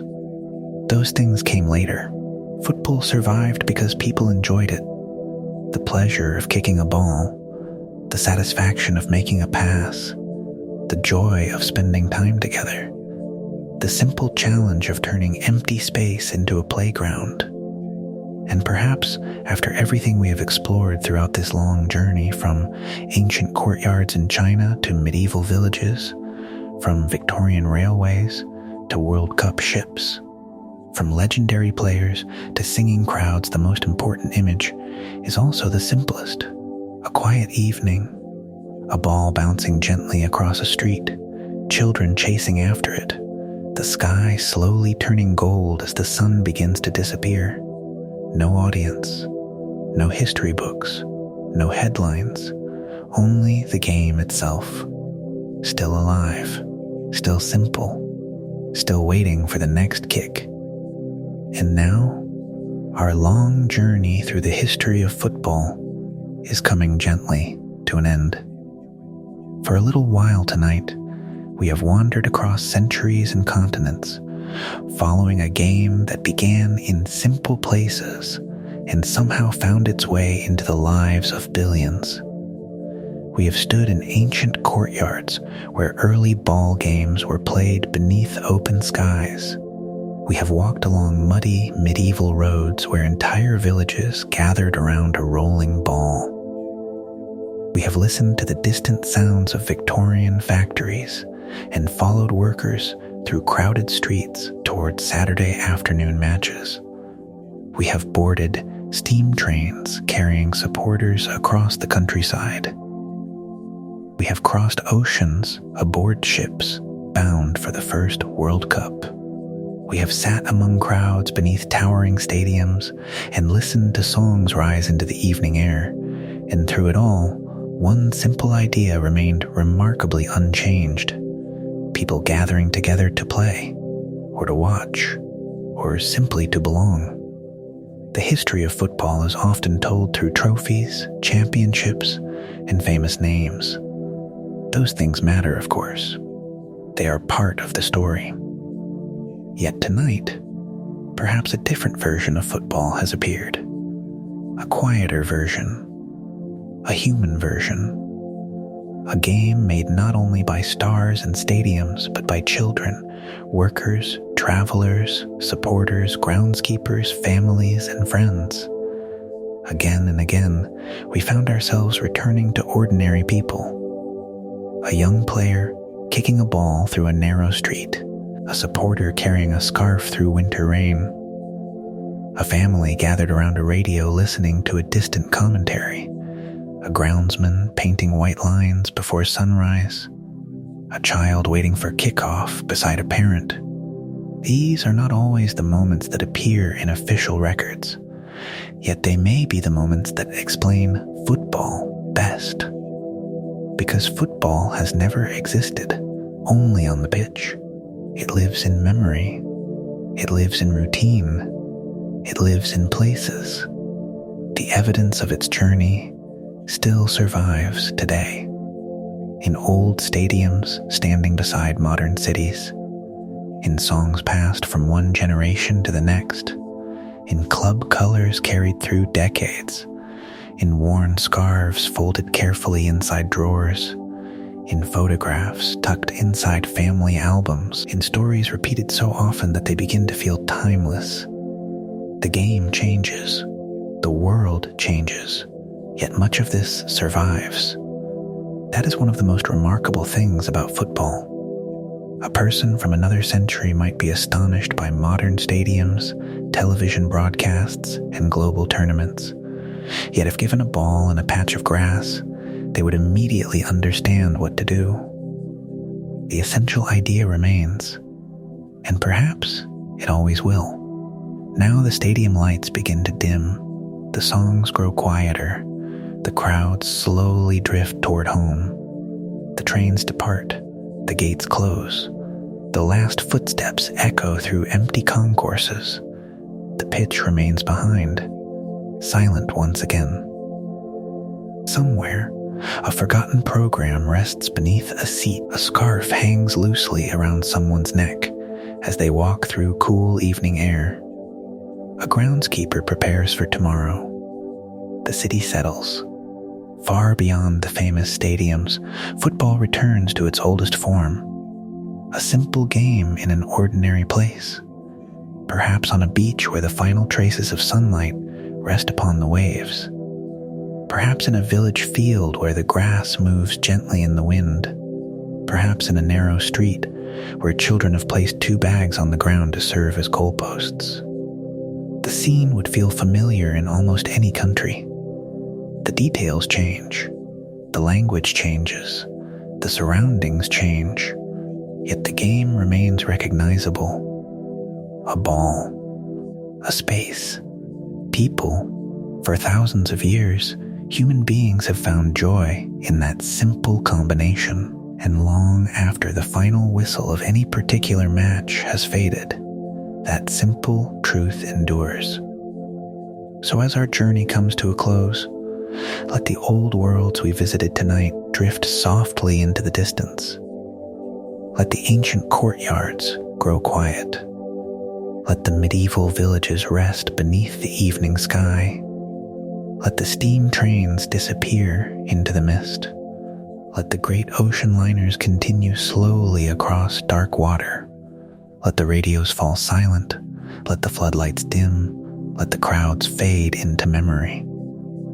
And return one last time to a quiet field at dusk. The air is calm. The grass is still. The sky is painted with the final colors of evening. A football rests gently upon the ground. The match is over. The voices have gone home. The field belongs to silence once more. Thank you for joining me on this journey through the long and fascinating history of football here on Sleepy Pages of History. Wherever you are listening tonight, may the noise of the day grow distant. May your thoughts become lighter. May your evening become peaceful. And as the last light fades beyond the field, allow the old game to rest. Sleep well, and good night.